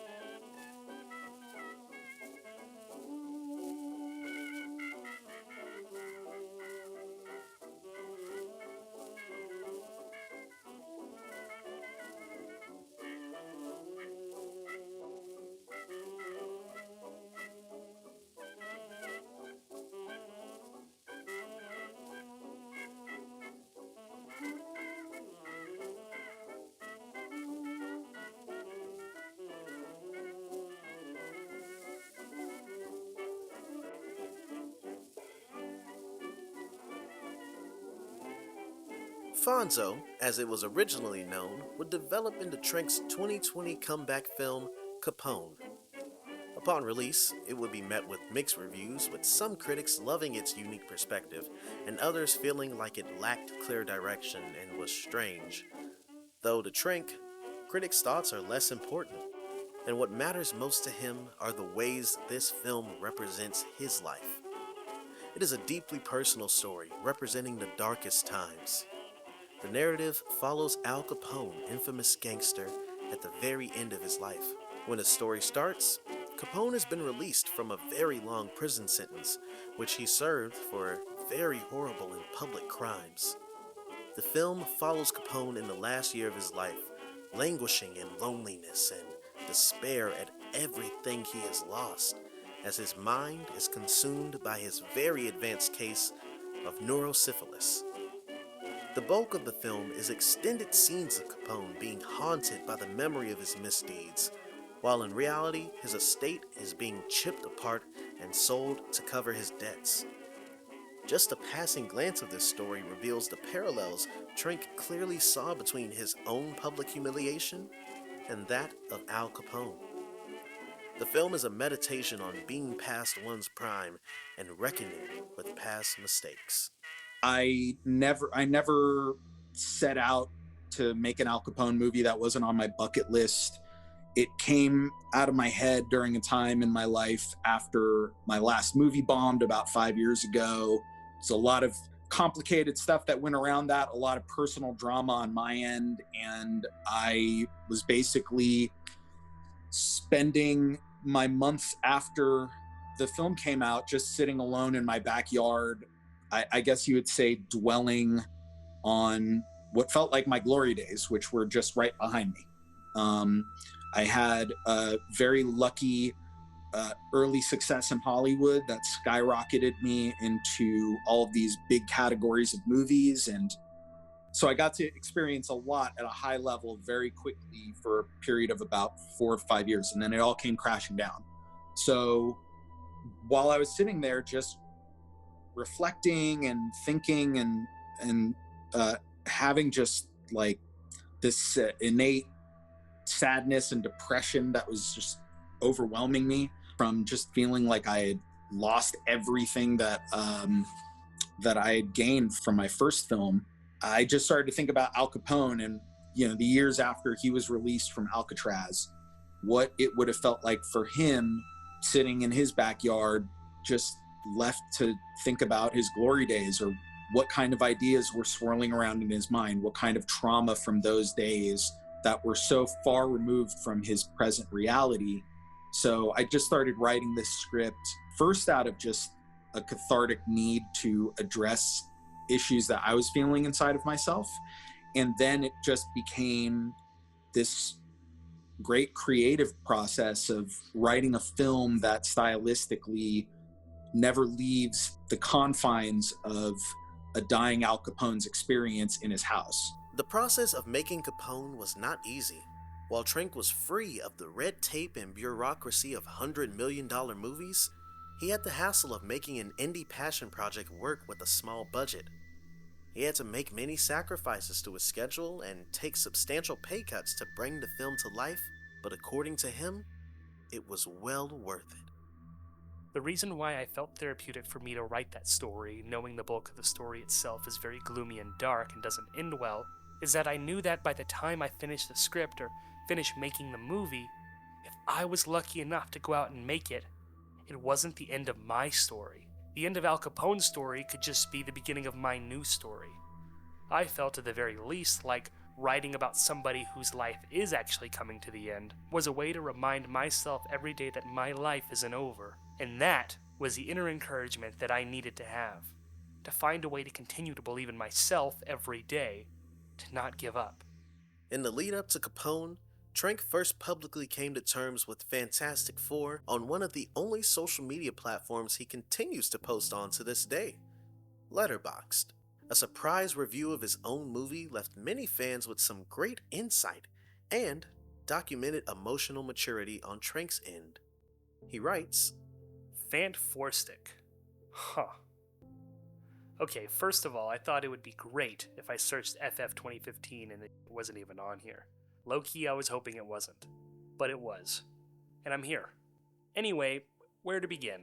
The movie is alright. I was expecting it to be much worse than it was. I literally haven't seen it since like 2 weeks before it came out, and I was in a heavily traumatized state of mind. Why? Save that for another time. Anyway, movie review. Great cast. Everyone in the film is a great actor. And overall, there is a movie in there. Somewhere. And that cast deserves to be in that movie. Everyone who worked on Fantastic clearly wanted to be making that movie. But, ultimately, it wasn't. Did I make that movie they deserve to be in? To be honest, I can't tell. What I can tell is that there are 2 different movies in that movie competing to be that movie. Is there a hashtag release a Trank cut? Doesn't matter. I'm not Zack Snyder. Zack Snyder is a storied, iconic, legendary filmmaker who's been knocking it out of the fucking park since I was in high school. Me? Then? I was 29 years old, making my second film in a situation more complicated than anything a second-time filmmaker should have walked into. That said, I don't regret any of it. It's a part of me.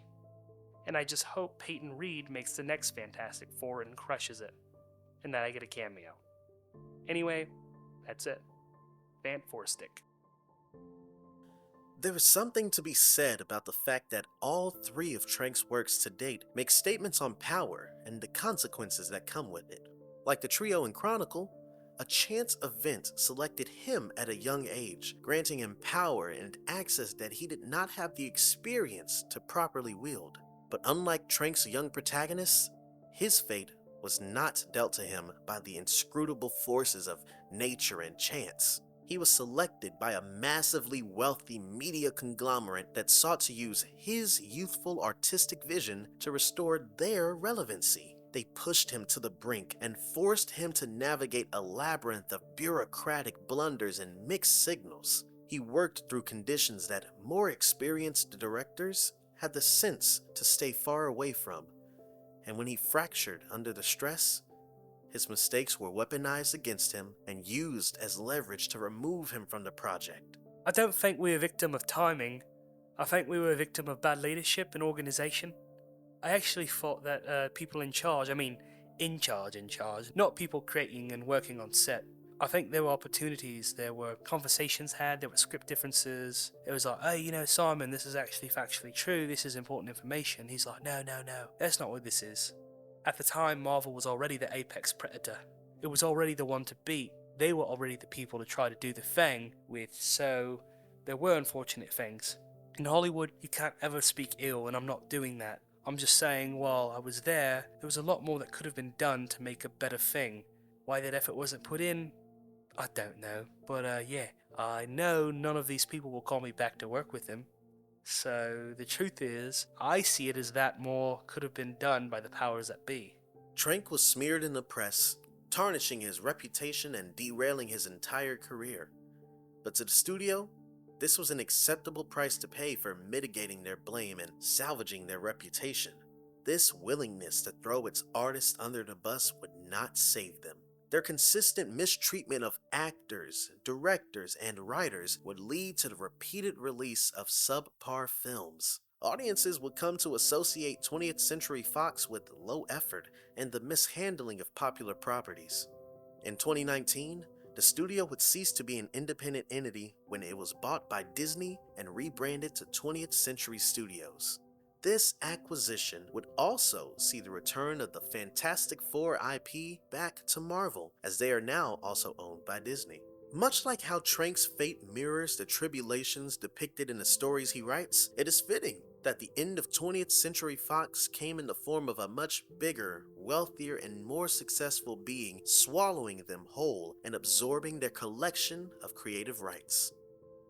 The rejoining of Marvel's first family to its original home has been met with overwhelming excitement from fans.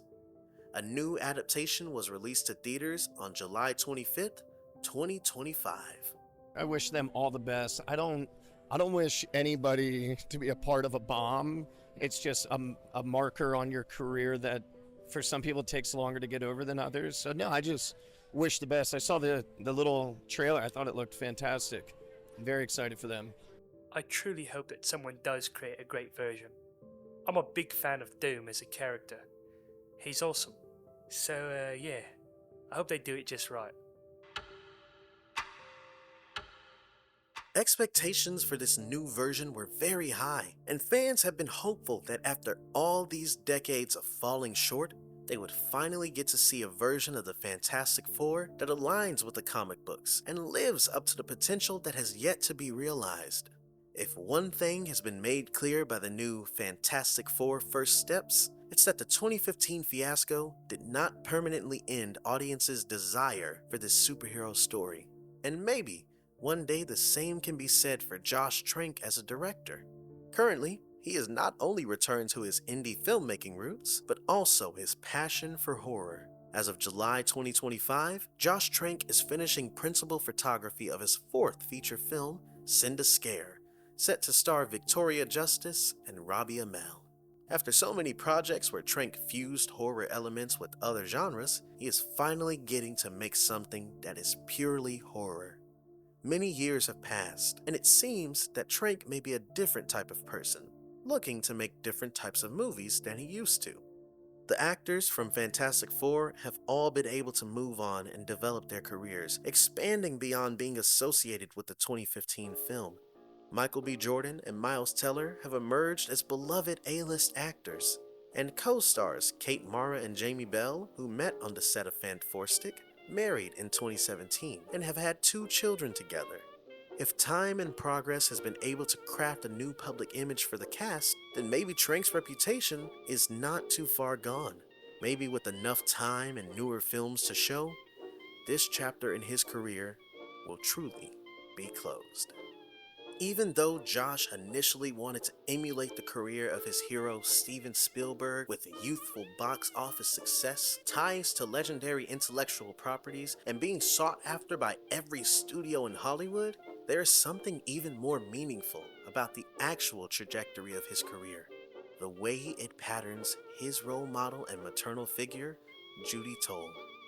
Judy was respected by her fellow comedians even if it never made her famous.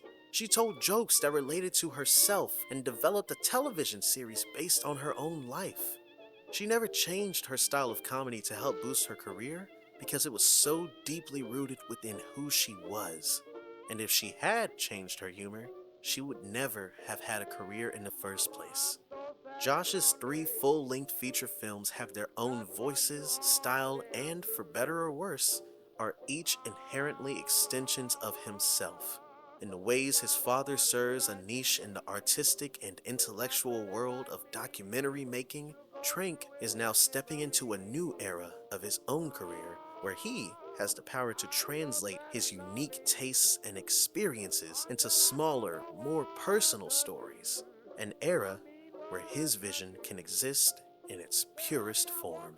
If Josh had made a lighthearted, faithful adaptation of the Fantastic Four, he would probably be working on big-budget studio projects as a hired-gun yes man to this day.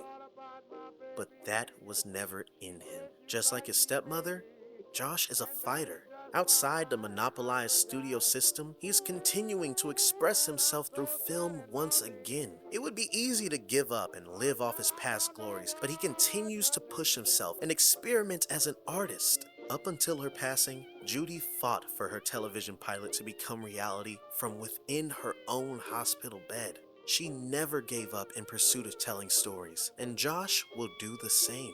Audiences love a redemption arc. And who's to say that Josh can't forge one of his own? Josh has many friends in high places that are willing to work with him because they still believe in him. From starting his career at the top of the entertainment industry to being cinematically jailed and having fallen down to the very bottom. If he were to rise out of that pit and gain the audience's favor again, well, that would be simply fantastic.